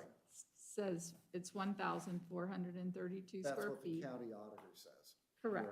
That's what Okay. their application also indicates. Okay. So I guess the question is, how much is the accessory dwelling going to be? I think we just determined it was 1,432. So a portion, what happens is basically because we're gonna put a taller garage in it. Yeah. The whole top of the accessory building is not gonna be living quarters, Right. because it has to be a certain Right, height. that's what you said. And to fit with your guys' code, I can't build it taller than it needs to be. So what we were trying to configure is, okay, if basically 12 by 60 would be the area where the boat would go, that whole square footage You're would not take gonna up the have roof this line wall. too. So it's whatever's left over is what it's So your equating to. math- So it was somewhere around 14 to 16, somewhere in that area. I didn't know, we were trying to keep it Yeah, exact. and I think your application said 1432, if I'm not And that's mistaken. kinda what we were That's probably calculating. where you're gonna I get don't, limited to. Okay. I don't know that their application specifically states it. So they responded to all of these questions. Oh, maybe that's what I said. So it says the principal dwelling is a ranch home with an attached garage. And then it says the principal dwelling has 1,432 square feet of finished floor area. And they're saying that that total exceeds the area of the accessory building, so, The first page of the application says a guest living quarters in a portion of the second floor with less than 1,432 square feet. So they're not calling it out exactly, but they're saying it's going to And be that's less. fine, but we probably need to limit that to 1,432 feet in the accessory dwelling. so you need to state that in your motion that it Right. has to be less than. Less than 1432 square feet. Correct. You guys are okay with that, I assume? I think we could probably make it work. Okay. Okay, accessory buildings containing an accessory dwelling shall comply with all provisions established in 1609, section 1609, as well as the other standards applicable to the zoning district in which it's located. In instances of conflict, the provisions within this section shall prevail. So basically, you guys are gonna have to comply with the rest of the zoning code, which I think it sounds like you're already aware of. Okay, discussion. And then I'll entertain a motion.